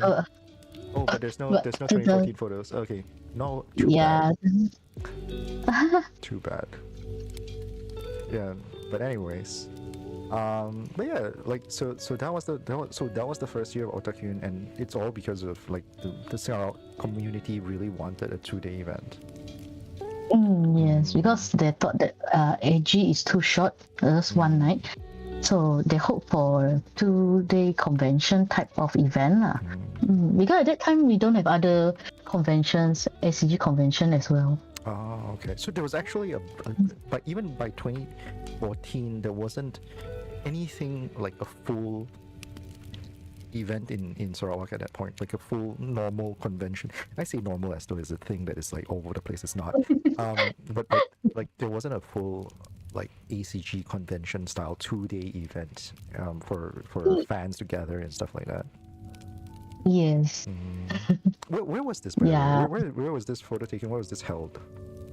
Oh yeah, this one was held in a shopping mall called Boulevard Shopping Mall. At that time, yeah, it was one of the new shopping malls lah. Were they like a sponsor for it, or was it a ticketed event, that kind of thing? No, this is a free event, entry event. Right. Only for that year. Yeah. Okay. Okay. So I'm curious about this one. How was the general reception of this kind of event in Sarawak? Because just sharing a little bit, back in 2002, 2003, 2004, around those early years, right? There were some public events, very notably like Gempak's Carnival, I think. I suddenly can't remember what's Gempak's event. I think I remember. Yeah, but like Gempak's event was a public, like free roaming event. They would hold it in Sungai Wang Plaza at the time. So there was that. But what happens is that like you would have parents and general shoppers who would look at cosplayers, or like very particularly cosplayers, right? And they would look at cosplayers just really, really weirdly. Like yes. Even if you're just dressed slightly differently, they would just stare at you. Was that the same in Sarawak at this point? Because this is 2014. This is like 10 years after that point, right? Like, was it the same in Sarawak, even like despite the 10-year gap? I would say that for the public, it's like 50-50. Some are okay with it. Some are like looking at you weirdly, because some parents or older generation, they still don't know what is it. Right. Yes. Right. We had crying babies. Did you guys have crying babies? Pardon? Babies. We had crying babies. I distinctly remember this one scene in Sungai Wang Plaza. Like, we had cosplayers like walking around and just like hanging out and shit. Like, because hey, we're in our teens at the time. So we walk around. And the craziest thing that we had. Yep, go ahead. Yeah, I think not really. Not really. Okay, cool. Yeah, that's a good thing, because we had this we had this more than one moment where kids would like look at cosplayers and then they get really nervous, and then they would start crying, and then they would like scoot over back to their parents crying, and the parents would like just tease them for it. Oh yes, I understand that moment. Oh my god. All right. If the cosplay is like not the pretty type, maybe the baby or the kid might get scared. All right. Okay. Now I'm going to jump right into the Otakyun folder that you've given me, but I do want to ask though, because like there was a gap year once again, because the last photo that I was sharing was 2014. Now it's 2016. The last photo that you gave me. So what happened in 2015? Do you have a photo of 2015? Was there something that happened? Was there even an Otakyun in 2015? Yeah, we actually skipped 2015 Oh, so you did. because I think Okay. pardon? No. So you did. Okay. So it was skipped. Okay. Yeah, it was skipped because at that time, like I said, we have a bit of internet issues, communities issues because I was still studying in KL. Oh. So yeah, and at that time I think it was a bit hard to coordinate and organize. So basically, everyone just took a break at that year lah. Because yeah, everyone also is busy with their own life at that time. So we skipped 1 year. Then in 2016 we came back again. Okay. Now I have to ask on that one then, because speaking for myself, like between me and some of the Comic Fiesta like organizers back in the day, we've always felt that like skipping a year would be very deadly, because trying to come back to do it again, we've never felt confident that that was ever a choice for us, you know. Obviously, COVID has convinced us of things very differently now. But like back in that time, we always felt like, oh, if we ever skipped a year, like we would just never come back, you know. Like, yes, actually we felt it as well. Yeah. But at that time, it's really because there is no other conventions at that time. Okay. So yeah, and then I think most of the community also they were they're asking, requesting like if there's any event and all that. So we came back again in 2016. So at that time we tried to maintain it annually, yearly. Yeah, to maintain the our existence, our reputation.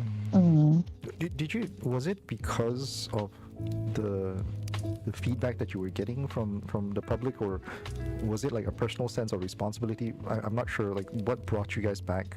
At least for you, I know you can't speak for the rest of your teammates, right? Because this might be different from person to person.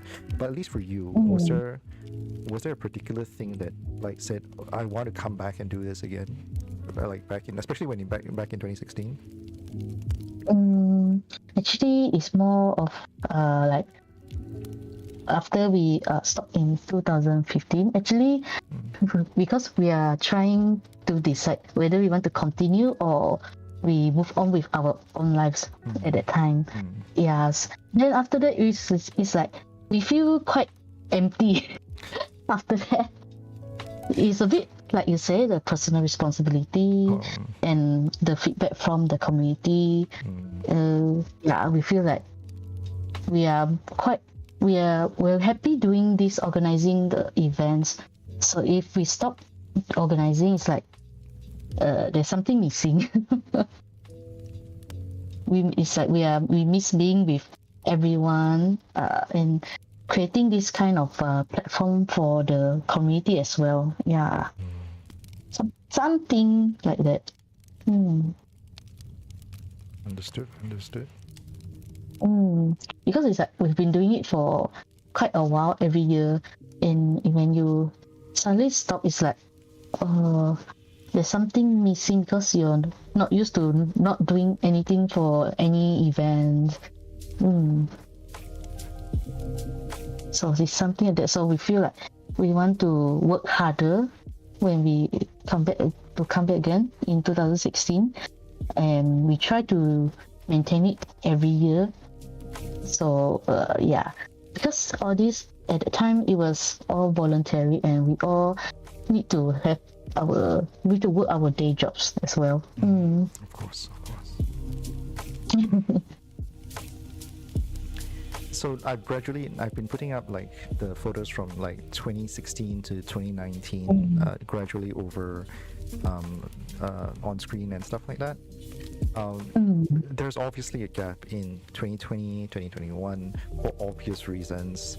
I'm not going to go too much into it because I think every event went through the same process, so we don't need to go into that one too deep. But between 2016 to 2019, was there like any particular memory or moment that stood out for you? Because you mentioned like in 2016 you started looking for like you actually invited guests over, and through some of the photos that that I've put up and like the ones that you shared with me, like like the gradual production quality of the event has gradually went up as well. Now 2019, this might be just me, but like it does look like the hall is a bit smaller. I'm not sure. Is this a misimpression on my side? But like, how was the journey like between 2016 and 2019 for you for Otakyun at this point? Yes, let me explain. For 2016, it's a coincidence that we have a new shopping mall that has a hall, a hall-like space that which you see in the photo. Right. You So I'm can putting see back it up from the now. Yeah. photo 2016. Right. Yeah, you see this is around the whole event, so it's quite rectangle, so it's quite suitable. But after that, because in Kuching we don't have any suitable convention center actually. The one we have, BCCK Borneo Convention Center, that is too high cost for us. Understood. Yes, so mostly our venue is changing every year. So this in 2016 we held it in Vivacity Shopping Mall. This is the place, but after the next year they rented this place out to a shop tenant. Oh, okay. So like somebody actually took up the entire rectangle. Yes, it's actually a Harvey Norman. Oh, okay. Harvey Norman. Yeah, so they need. You've done it again. Yes, they need a big space. And then after that for 2018, we did it at another hall. It's like a isolated hall, multi-purpose hall. Oh, sorry, this But it's 2018, owned right? by a. Yeah, this one is 2018. Right. Yes, this one. So that hall is owned by actually owned by a church, but it's actually a public hall lah. Understood. Yeah, so it's not connected to a shopping mall anyway, so people they all need to come here specifically to attend lah. So the hall might look a bit old or small. Yeah. Interesting fact, because I've been in Singapore for a while, right? One of the most impressive like auditoriums that you can get in Singapore is actually owned by a church as well.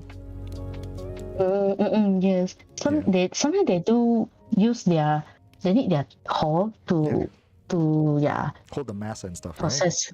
Right? Yes.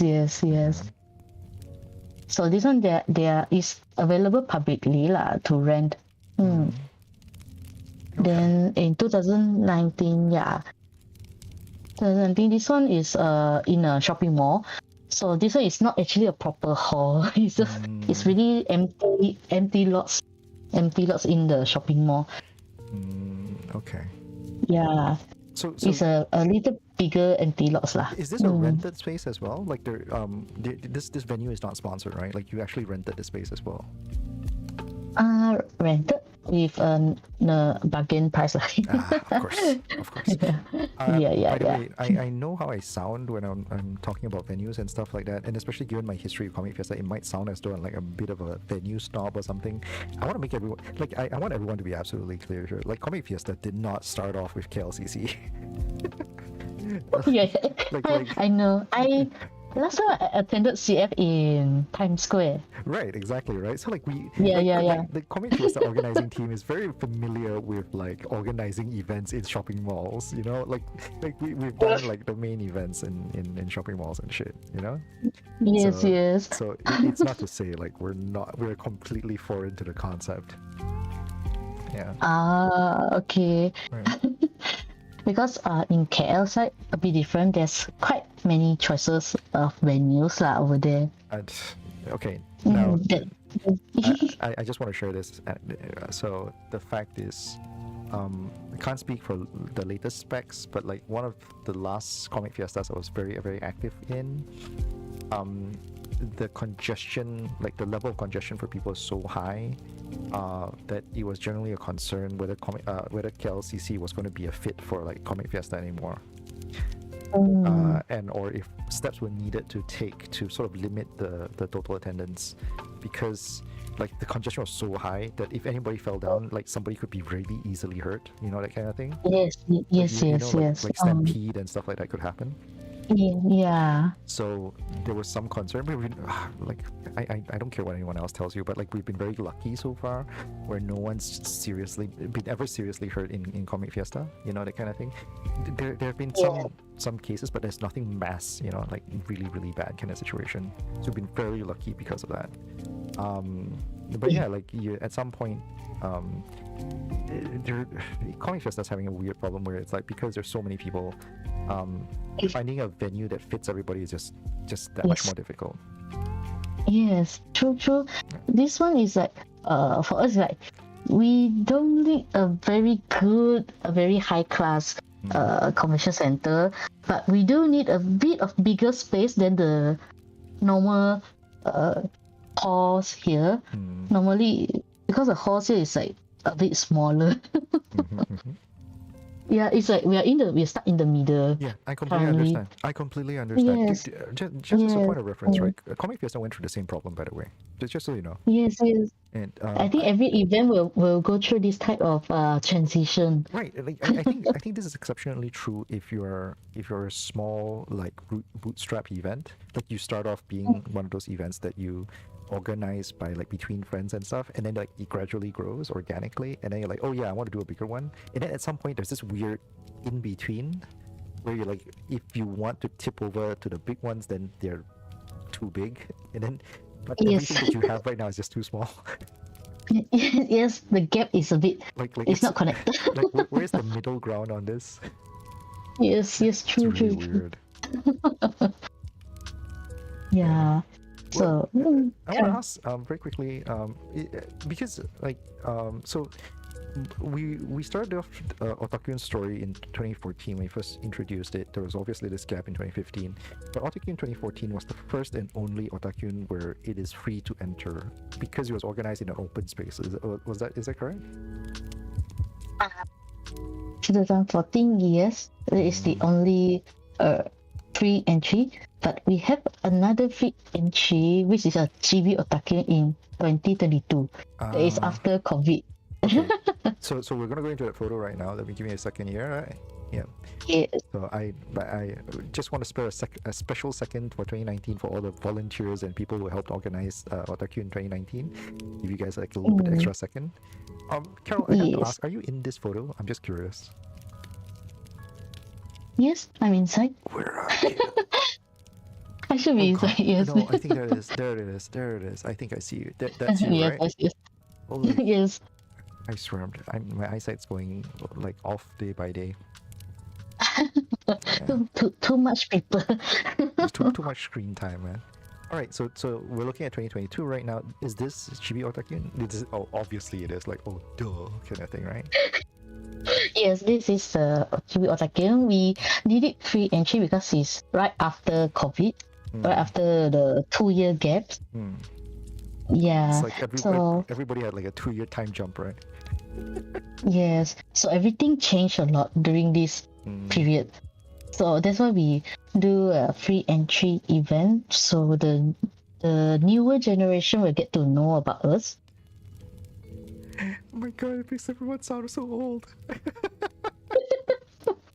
Yes, but after 2 years, we sound very old. I don't know why. God. And then so in this photo, we took a photo with our Dato the MBKS Dato. So we invited him to open ceremony lah. It's really crazy, but like I can't speak for how true is this, but like I really can't remember if CF has ever had a a full we've had cases where like the politicians visit the event. We've had cases like that. We've never had a Yes. case where they officiate the event. You understand what I mean? Yes. You Yeah, understand yeah. the difference, right? Yes. Like we've never Yes. like he's never gone on stage at CF and actually like did a speech and stuff like that. As far as I remember, I can be wrong. I can be very very Yeah. wrong, but like as far as I remember, like I don't recall that ever happening. Yeah, because I don't think CF officiates officially officiates an opening ceremony, something like Oh no no. that. I also Okay, here's cannot the remember. no, here's the thing. CF does have one. It's just that most Does of the have yeah CF does have one. The thing is that most of the time, most people are not at the stage at the time, oh, and okay. and CF is this kind of weird thing where like the stage is on the far end of the entire event. Yes. So if you really want to catch the opening ceremony, like it starts at 11, and most people come in at like 9 or 10 o'clock kind of thing. So for some people, it doesn't even feel like an opening ceremony anymore. You know? Yes, yes. It, Yeah, everyone need to run to the stage. correct, right. Like, it's really weird.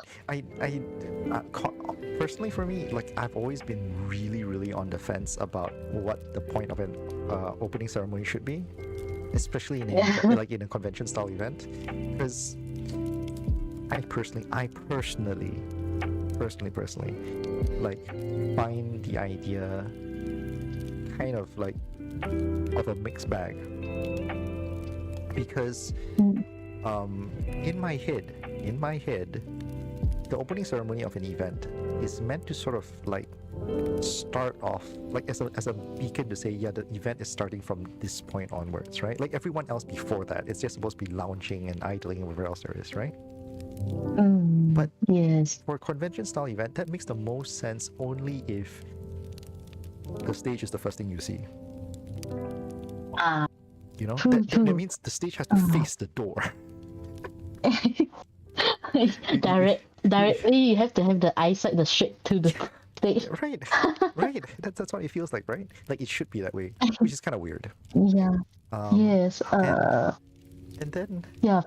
and then you also like you also the other thing you might want to do is like, oh, you wanted to do like, oh, these are all the stuff that we're going to have today, this weekend at the show and all that kind of stuff, right? Like if you go to a shopping mall, that's usually what all the MCs do and stuff like that. They will introduce you to the whole event, and they will say like, oh, these are the highlights for the next 2 weeks and stuff like that. Yes. But no one comes to Comic Fiesta without like getting the event booklet or reading the schedule online and like planning their schedule for the rest of the day already. Like no one really does it. I do it, but like most people don't. You know? Yeah. Like who goes to a convention nowadays and like not dig every bit of information they can before they go? Like there's still some people. There's still some people, but most people don't, right? Yeah. Because I think they are like how to say, just go in and just. Right. But I think they do find the booth that they want to. Right.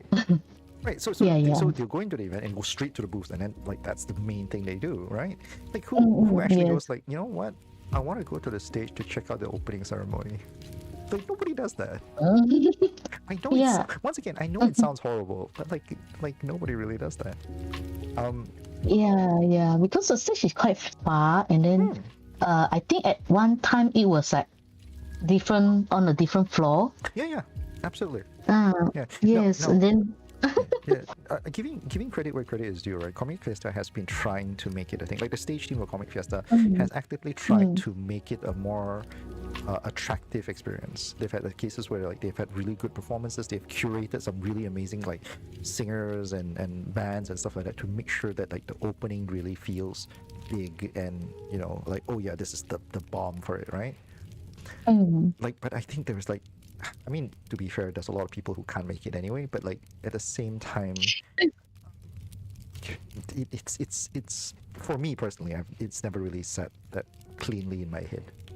I like the idea of putting a great show, but I also understand that there's a lot of people who probably wouldn't, like the first thing in their heads wouldn't be like, I totally want to check out the opening ceremony. you know? Yeah, yes. Yeah, True.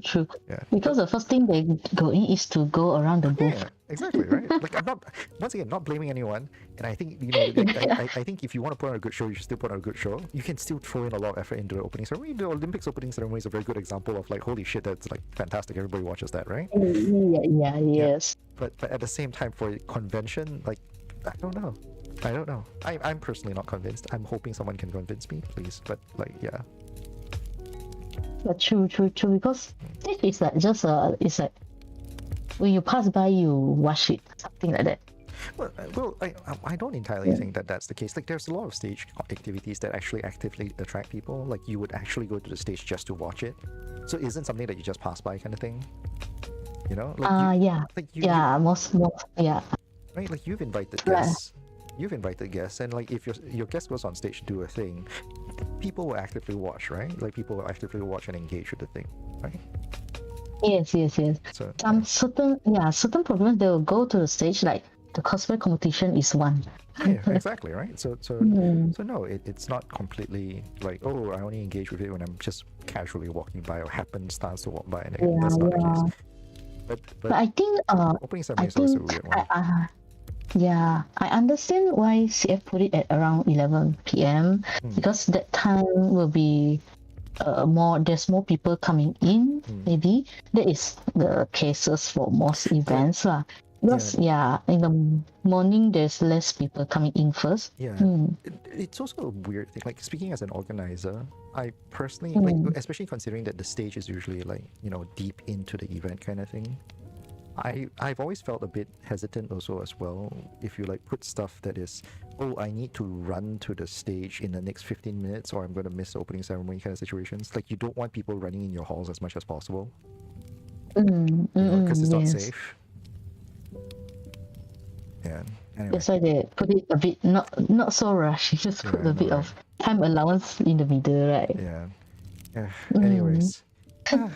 Anyway, all right. So coming back, so 2022 was the first year you guys did Chibi Otakyun, where you guys had a dato like officiating everything, making it pretty cool and awesome and stuff like that.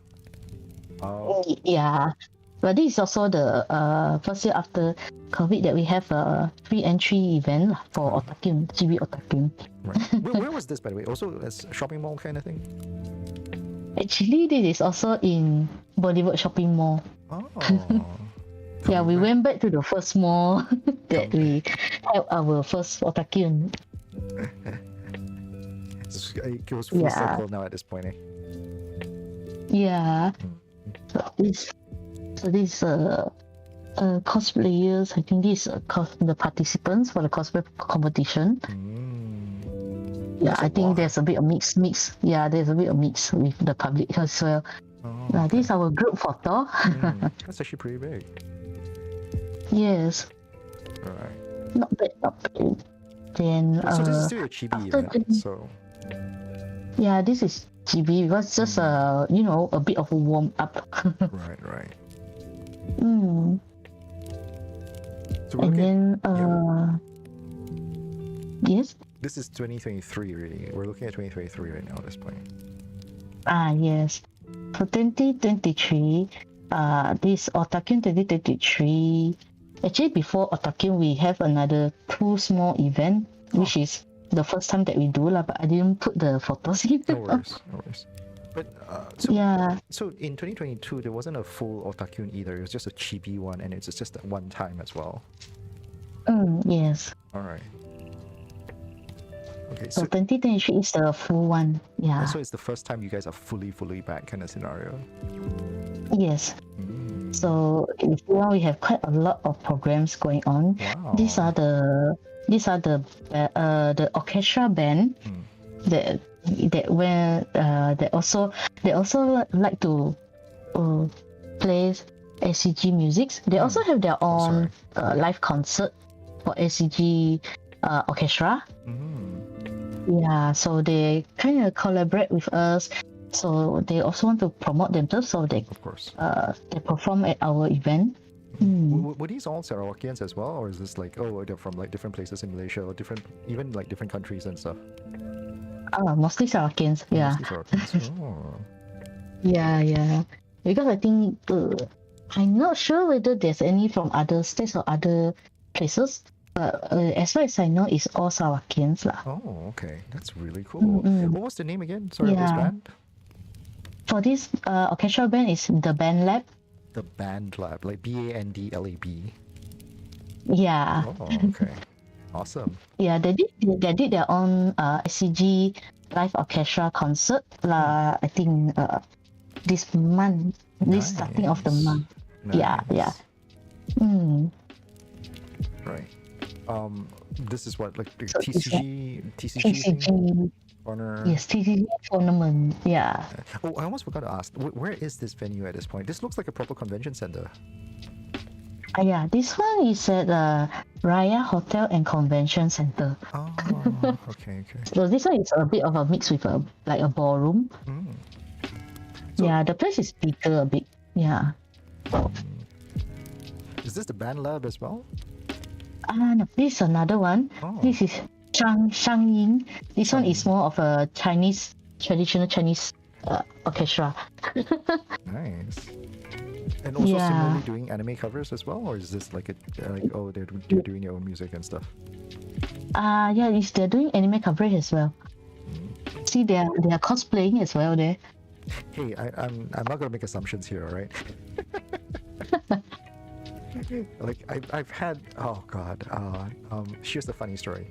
So more than once we've had a case in Comic Fiesta where people would cosplay, but and join a cosplay competition, but the thing that they do has nothing to do with the character. Yes, Like we've had a that is. case or two where, like we've had a case or two where it's like, oh yeah, I'm gonna be cosplaying. I can't remember what it was. This like he would cosplay something and then he would go on stage and do a yo-yo demonstration.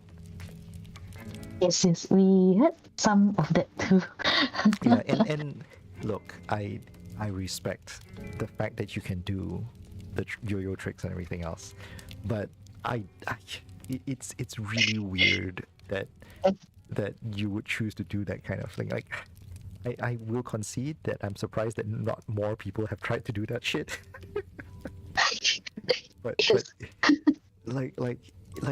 like put it out there, right? Like if you really, and I hope I'm not putting any ideas into people's heads, but like if you really want to abuse like stage time at a convention, you would register for a competition and start singing a la carte, sorry, not a la carte, but like basically like you get what I mean, right? Like basically without instrumentals, without backing track.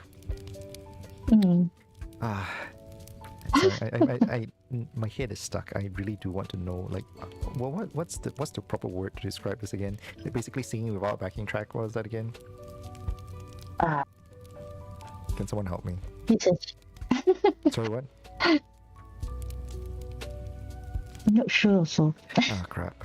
Anyway. But this is really a bit of a trend for the last 1 year. Oh god, I'm surprised no one's really like tried to abuse the competition like performance windows kind of thing more often, which I'm really happy about. But at the same time, like when it happens, it's just, oh my god, you know. Actually, it's happened quite a lot over the last 1-2 years. Holy shit. I'm not sure. Is it because of the new gens, or they don't understand, or maybe they really just wanted to perform, Yeah. but they wanted to cosplay another character. Yeah. I don't. This is actually like why sometimes, like at least for CF, putting up the fact that, oh yeah, the format's gonna look like this, and this is exactly what you're gonna do, and like limiting it very strictly helps a little bit in trying to make sure, like, oh yeah, people don't try and do anything that's too abusive to the system. Like you can still, some people still end up doing it. It's just that like it will never be that bad. Yes. So Actually, yeah, there's a bit of a filter system lah. yeah, in a way. Yeah. Anyway. Anyway, That's good. That's good. right? Hey, Sailor Moon. Yeah, it's like there's a group of Sailor Moon performers singing Sailor Moon songs. Singing Sailor Moon He's singing songs. Sailor Moon songs. Alright. Yeah. Okay. So basically, all of it, like once again, these are all performers based in Sarawak who came to Otakyun and basically just performed on stage. Yes. This one for this group is like the singer is really a vocalist. It's really she's a teacher. Oh. The others are like the team members that she recruit to dance together. Yeah. Oh. Okay. That's really nice. Okay. Yes. So does she have like? Do you remember like? By the way, I'm asking you for all these names so that if anyone's interested, they can actually like start googling them after this. So like, I think it's fair to just name drop them, or if not, you can find the details out probably at Otakyun's Facebook page. The link is actually in the description below. Yes. Yeah. And I'm assuming this is inside your cosplay competition side and stuff. Yes, this is the cosplay competition. Okay. Anyway, I do hope like I do hope like it doesn't seem like I'm trying to rush us through this one because this is from last year. I'm curious. Oh, this is actually looking pretty fabulous. Like for you guys, like it's very obvious that the jump from essentially like the last official Otakyun, which was 2019, to what essentially was 2023. There's a huge gap in production. Just to fill the 2 years gap. So this was sort of a revenge event for you guys, is it? Pardon? It was sort of like a revenge event for you guys. Like it's like, oh yeah, we haven't been doing this for 2 years. Like I'm totally gonna make up for it, kind of thing. A bit. Yeah, we can. Yeah, in a way, trying to fill up the gap. Is there a thing about organizing Otakyun, at least for you, that you felt like, oh yeah, this is completely awesome. Like that looking back to the years of it, right, that you feel super duper fond about. Like, is there any one particular memory or feeling or thought or philosophy that is like that shines out for you? Philosophy is one thing is like if the event is successfully done, prepared, and after the event, I would feel like I really achieved something great for doing this event. And also, I will feel very happy if I see everyone is having fun and they gain new friends, new experience through the event. Yeah, because last time, when at the beginning, we don't even have events like this, so there's no platform for people to gather around, for the friends with same interests to gather around. Yeah, at that time it's like pretty hard to find friends with the same interests, and sometimes you will feel pretty lonely. Yeah, so every time after the event, and I see that everyone is really enjoys the event, really sincere. I really sincerely felt I unlocked an achievement, something like that. Yeah, I feel very satisfied that everyone is enjoying lah. I can completely understand that. Is that so? Like earlier, when we're going to talk about like 2024 after this a little bit, but before we go on, because for those who don't know, like Otakyun 2024 hasn't happened yet. It's actually like in October. After this, so you can check out a lot of the details still at Otakyun's page. Once again, it's linked inside. The Facebook link is actually in the description below. But I'm curious to ask then, like, because earlier just now when we're talking about like, you know, going through the years and all that kind of stuff and what has changed and what stood out, like you mentioned, like there's been some more recent things that aren't so pleasant.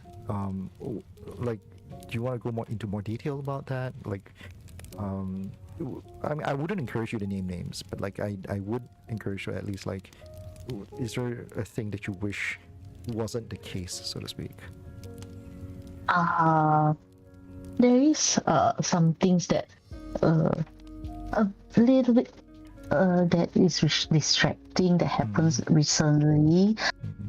Something like, because you know, in Kuching, Sarawak, our community is not that big, so once we have a few many events going on together, so the crowd will mostly scattered. Yeah, and I feel that when something like this happen, it's like the community really broke. It's a bit of separated. Yeah, it's not as united as last time lah. I'm sorry. It's like, yeah. Are you saying like there's an event that like there are other events that are like very intentionally organized at the same time as Otakyun to once again very intentionally pull the audience away? Is that what you're saying, or is it just by chance or stuff? Well, I'm not really sure about this, but it kind of happened a few times. Okay. Like it's not really at the same time, but it's like 1 to 2 weeks before we have another event. Yeah, something like that. Okay. Even though, yeah. So not going to go into details for this. It's just something very disturbing for communities in Kuching, Sarawak. Because we do have a feel. I personally feel that there's something going on, but I'm not sure. Yeah. Of course, I understand. I don't want to. I mean, this is. I don't want to seem condescending or patronizing in any way. But like even for KL back in the day, there was one period where the saturation of events were getting bigger and bigger. Because we knew, like even for Comic Fiesta, we experienced very similar things where at some point it was harder and harder to like sort of find our own space, because as a general working philosophy, it was always nicer to try and make sure that there's at least anywhere between 1 to 3 months of gap between us and another event. Yes, that is the unspoken tacit understanding between organizers. Yeah. So it was always a nice thing so to this do. Yes, it's it's like when we know it's something that we should avoid. Yeah. Well, I don't want to speak for other organizers or stuff like that, but it is for in a space like Kuching where it certainly feels like the focus of the total audience isn't as big. It does seem a bit crazy to have such tightly placed events to what essentially is sort of dilute the focus. But now here I want to try and be as fair and unbiased on these kind of chats as much as possible. So just to make sure that people who are listening to this, excuse me, I had a bit of gas. So like who are listening to this, like, please understand that I'm speaking to Carol here. We are ultimately going to be somewhat biased. Yes. Because we're going to be biased, like I'm going to be biased to my guest, Carol's going to be biased to her own event. If you feel like there's some weird justification, like if you feel that there's some justification, sorry, bad adjective, if you feel that there's some justification to that kind of behavior in a place like Sarawak, please feel free to like leave it in the comments below. I would love to understand your perspective on how you think that might be reasonable. I think Carol would like to know too as well. Yes, I would like to know as well.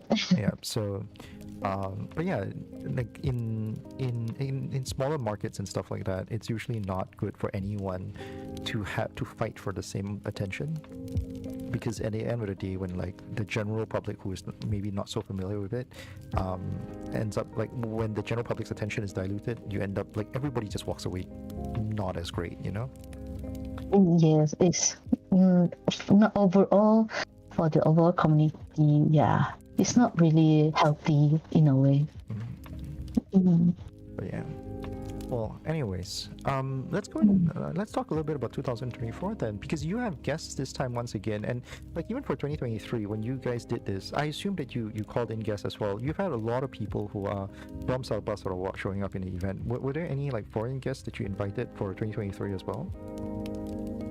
Yes, foreign guests. First, Emilia Ko is from KL, so I consider it non-Sarawakian. That's fair.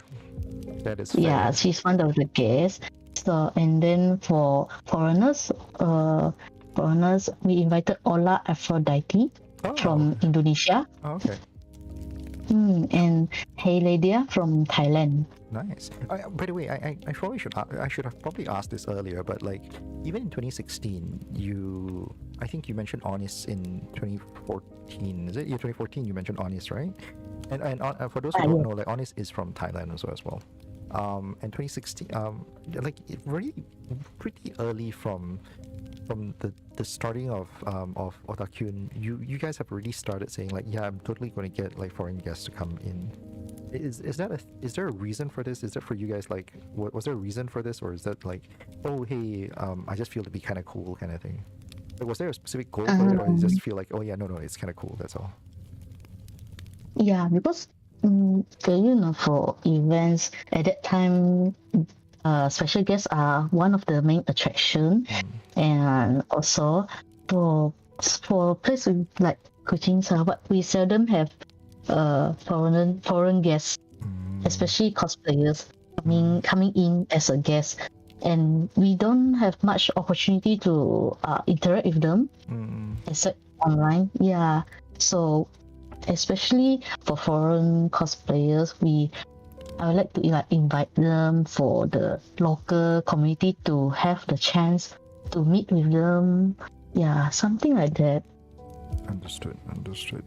I mean, to be like, I've always been a bit curious about like why everyone pulls in guests the way they do. We were talking a little bit off like just before going live, right? How like our personal biases sometimes like affect how we choose to organize things. And I pulled an example of where like my personal preference, like if it was completely my decision, I might be calling very specific guests that nobody else would know. Right? Yeah. And it was always an interesting curiosity of mine, like for people who are organizing, especially for in Sarawak and stuff, like whether the perspectives are slightly different, or if there is even a difference in perspective. Yeah. Yes. For perspective. Perspective in terms of like I mean you mean by from organizer side, is it? Yeah, I mean maybe from an organizer side, because you ultimately, like you said, you're doing this to serve the Sarawakian audience, right? So at least for you, like in the choices that you make, like, oh okay, like you said, it's because like for you pulling in a cosplayer is because hey, you don't get like no one often comes over to Sarawak, so therefore you guys bring them over, so it gives them people in Sarawak a chance to interact with them, right? So that's the main perspective. I was just curious at the back of my head, like is there anything that like was different or would have stood out otherwise and things? Because one of the weirder things like that for me when I was doing bookings last time for Comic Fiesta was that we would try to sometimes look for people with a little bit of diversity, meaning that we would look at people who are really known for props, for example, like, oh, we love your props, the props look really good. We'll ask them to do workshops and like walk through like their DIYs and stuff like that. Okay. Yeah. We do have a bit of we do look into some factors, like if the cosplayer is good at making props or good at mostly is looking at their fan base. Yeah, their fan base, that if they have a lot of followers at that time is actually all the celebrity cosplays are okay, acceptable. Some we request them if they can do a bit of cosplay workshop, but it's a simple workshop like makeup, cosplay makeup, or doing the wigs workshop. It's very simple at that time. But mostly it's our local community here. They want to have the chance to really interact and meet and greet with them. It's nice. Yeah. All right, Carol. I don't want to cut you short, but it's getting a little late. I do want to. I have one more question before we go into 2024. because 2024 hasn't happened yet. But I do want to ask like one more question before we head into it. Do you, at least in the back of your head, have you ever thought about like, oh, how long you're going to continue doing Otakyun? Is it like, oh, I'll just take it year by year kind of thing, or it's like, no, I envision this as a 10-year thing. I'm going to like make sure that we at least do it 10 years kind of thing. What is it for you? Oh, yeah. For now, it will be like year by year for now, but at least I think a few more years. That is definitely lah. Minimum a few more years. Yes, but really very hard to say. Of course, we can never be 100% certain, right? Like, yes, yeah, yes. But in order to try and hopefully be able to make it a few more extra years, let's talk about this year and let's highlight a couple of your stuff. So, as I mentioned earlier, this year, 2024, hasn't happened yet for you. It's going to be happening on the 26th and 27th of October, right? Where is it going to be held? Grand Riverine Ballroom. Grand Riverine Ballroom. All right, cool. So you can find the details actually in the description below. If anyone of you guys are watching the VOD within this year before the event, please go check it out. The links are in the description below. But let's just really quickly share with some of the images that you have shared with me. Like, what are we going to expect here today, this time around? Do you want to start off with this one? Yep. Okay. Yeah, for this year, we will have our special guest. This is the guest cosplayer, DJ Haru. She's from Singapore. Cool. Yeah, right. And she's also a professional DJ as well. I'm going to sound really stupid here, but like I actually never knew that DJ Haru actually was from Singapore. Oh, is it? Yeah, I actually know of DJ Haru. I just never knew that she's from Singapore. Okay. I sound really, really dumb at this point. Let's just move on. It's okay. She's one of the newer top cosplayers lah. Yeah. All right. Let's see what's next. Yeah. Next will be Ernest Ng. Yeah, from Bro Don't Like De La Bro that his comics. Yeah. This one, I think CF invited him a few times. So Ernest is a great guy. Like I've seen him. He's pretty chill. He's pretty fun-loving. The fact is, like, he started drawing comics like as a side thing for the fun of it. It just gradually became a larger thing for him. Yes. It's great that he can make it his main career lah.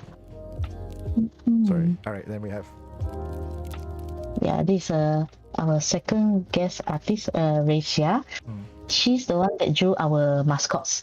Oh. Yes. Nice. Yeah, and she's also a local Sarawakian. Oh, really? That's nice. Yes, but yeah, she's quite famous online as well. Highlighting the Sarawakian talent, man. That's the way to go. Yes. There's a lot of hidden talents, but we still haven't finished digging up though. Fantastic. All right. And last one. Yeah, also. Yes, our last guest cosplayer, Reef. Right. She's also from Singapore. Yes. I know of Reef. I know of Reef. We'll just leave it at that. Yeah. She's fantastic. She's a lot of fun. Yeah. She's a lot of fun. She did all her own props and costumes. Yes. All right.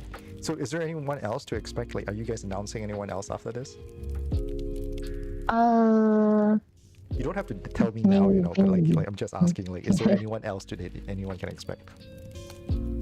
Yeah, maybe we wait for our announcement. Yeah, go and check out their Facebook page and check it out, all right? Like, for everyone who wants more information and stuff. Once again, the links are down there below. October, this year, 2024, October 26th, 27th. Yes. All right. Come visit. Yeah. Anyways, all right. So with that, it is currently 11:14 p.m.